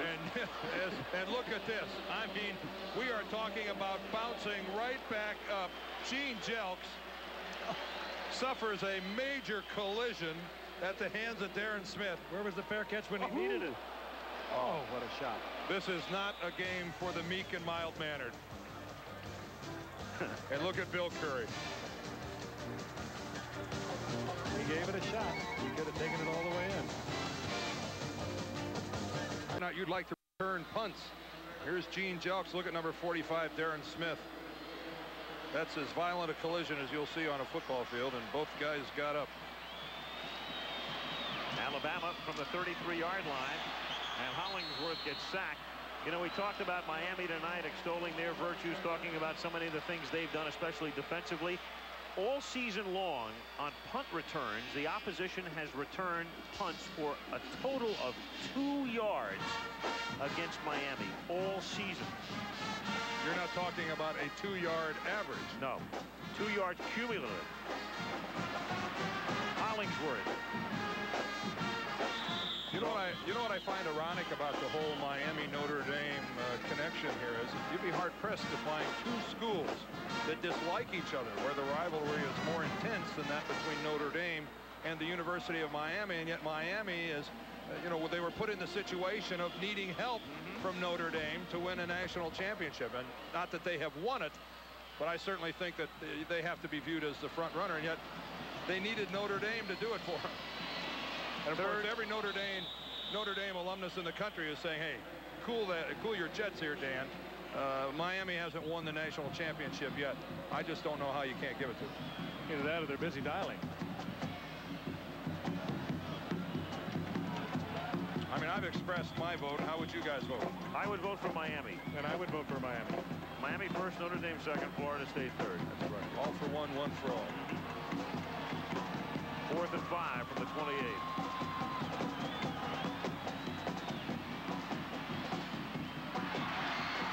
Keep it alive and take it inside the 10-yard line. Marco Battle keeping Alabama alive. Crimson Tide out of timeouts, but they have a 1st and goal at the 9.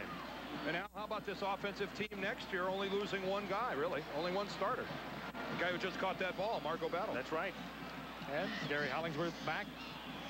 It's his first year really as a varsity competitor as a quarterback, and he's done some amazing things tonight.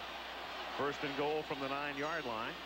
Hollingsworth lofting it into the end zone, and no good. Battle and McNeil were there. And it's incomplete. It'll be 2nd down and goal. The clock down to 2:57 to play.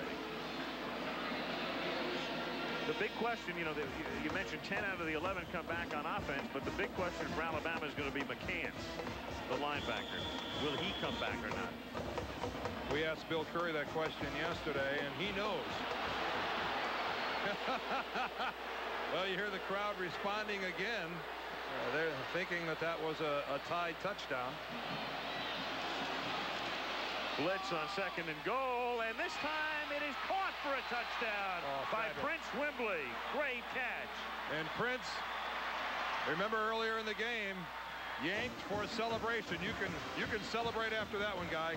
Great grab. 2 perfectly thrown balls by Hollingsworth. The one on the other side a moment ago, absolutely perfect, and perhaps could have been called a touchdown. And this one thrown to Wimbley in dead stride. Beautiful. Little fade away. Nothing Barry could do about it. Well, what you're looking at right here is if you make a 2-point conversion, you're down by 8.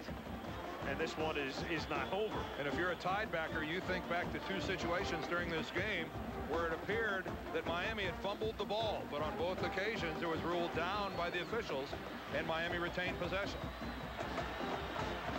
Vital 2-point conversion here. Hollingsworth throws into the end zone, and it's caught by Lamont Russell. So they're down by 8. But the problem for them is they don't have a timeout remaining. And a lot of their fans have gone home. And a lot of people that follow the Golden Dome in South Bend are going, go Tide, go Tide, roll Tide. We'll be back for the onside kick. And now it is. You know, I was just thinking back, you know, that 2-point conversion of Alabama's had a lot of people around the country interested. 33 to 25, 8-point differential. That's right. 9-point line at the beginning. Right. At the beginning of the game. I think it opened at 10 and it was 8.5 at one point.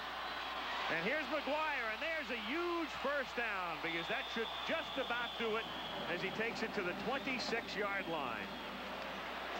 Big night for McGuire, and you saw him cover up that football when he burst into the clear, knowing full well that Alabama would be trying to strip it. The young freshman from Brooklyn. What a show tonight. 21-yard gain. Again, we're going to run all the scores for you. One after the other. Tennessee a winner at Dallas today.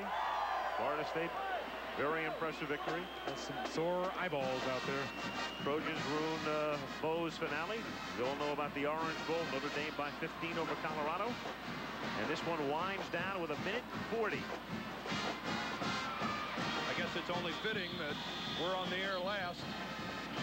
We do the final game of the pros every weekend on Monday night, and this is really the end of our football season here at ABC. The Sugar Bowl is our last game as a Monday night team, and gentlemen, it's been another fun year. And to the guys in the truck and the cameras, you are the greatest. I'm proud to be a part of it. 21 games started when? Back to the 1st of August?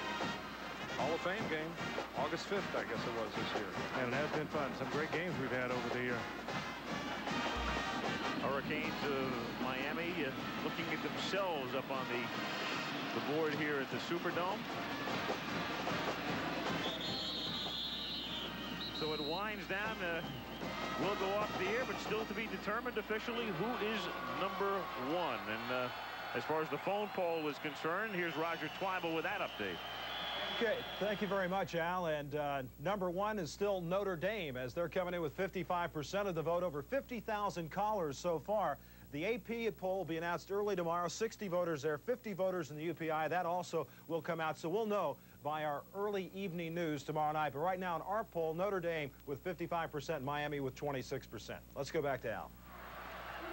And the Miami assistant coaches celebrating the final play of the game has just been run. Dennis Erickson. Congratulations. Yep, first-year coach and probably the coach of a national championship team. Tough act to follow, Jimmy Johnson, and he has done it with style. Fine, candid young coach. Successful at Washington State. Now let's just talk for 1 second about tonight's game. An excellent football game. 2 class programs. A lot of hard-hitting, aggressive football tonight. I thought this was a superbly played game. 20-17 was the score at the half. Alabama just kept fighting back and fighting back. They put on a whale of a fight all night long, stayed in the football game, and had a chance to tie this game up right at the very end. But Miami just too much for them. Lynn Swann is getting in position to get a word with Dennis Erickson, and as soon as he's ready, we'll go down there, and we are ready, Swann. Okay, Coach, a great win. Congratulations. Yeah, it was an outstanding win. I'll tell you, Alabama really played well. They're a darn good football team, and they did a great job of coaching, and we were very, very, very fortunate to win the football game, but we did, and puts us in pretty good shape right now. You got an 8-point victory. Why do you think you couldn't just pull away from this football team? Well, Alabama's a good football team. They've always been. They only lost 1 game, and that was to Auburn and down there. So, I mean, we knew going in the game it was going to be a heck of a fight, and I got to give them a great deal of credit. Obviously, the only remaining question now will be left up to the voting. Is this Miami football team number 1 in your mind? Yeah, we're number 1. Just that simple, no doubt about it. Well, we'll find out, I guess, in a couple days. Would there be any reason you could even think of that they wouldn't vote Miami as the number 1 team in America? Not that I could think of, but I'm kind of prejudiced. So our guys in the booth, they think you've earned it as well. All right, thank you, Lynn. Congratulations. Thanks a lot. Okay. Appreciate it. So the Miami Hurricanes. Will it be a 3rd national championship of the decade? Clearly, they feel they are the team of the decade. And frankly, so do we. Miami wins it by 8 in the Sugar Bowl. We'll be back.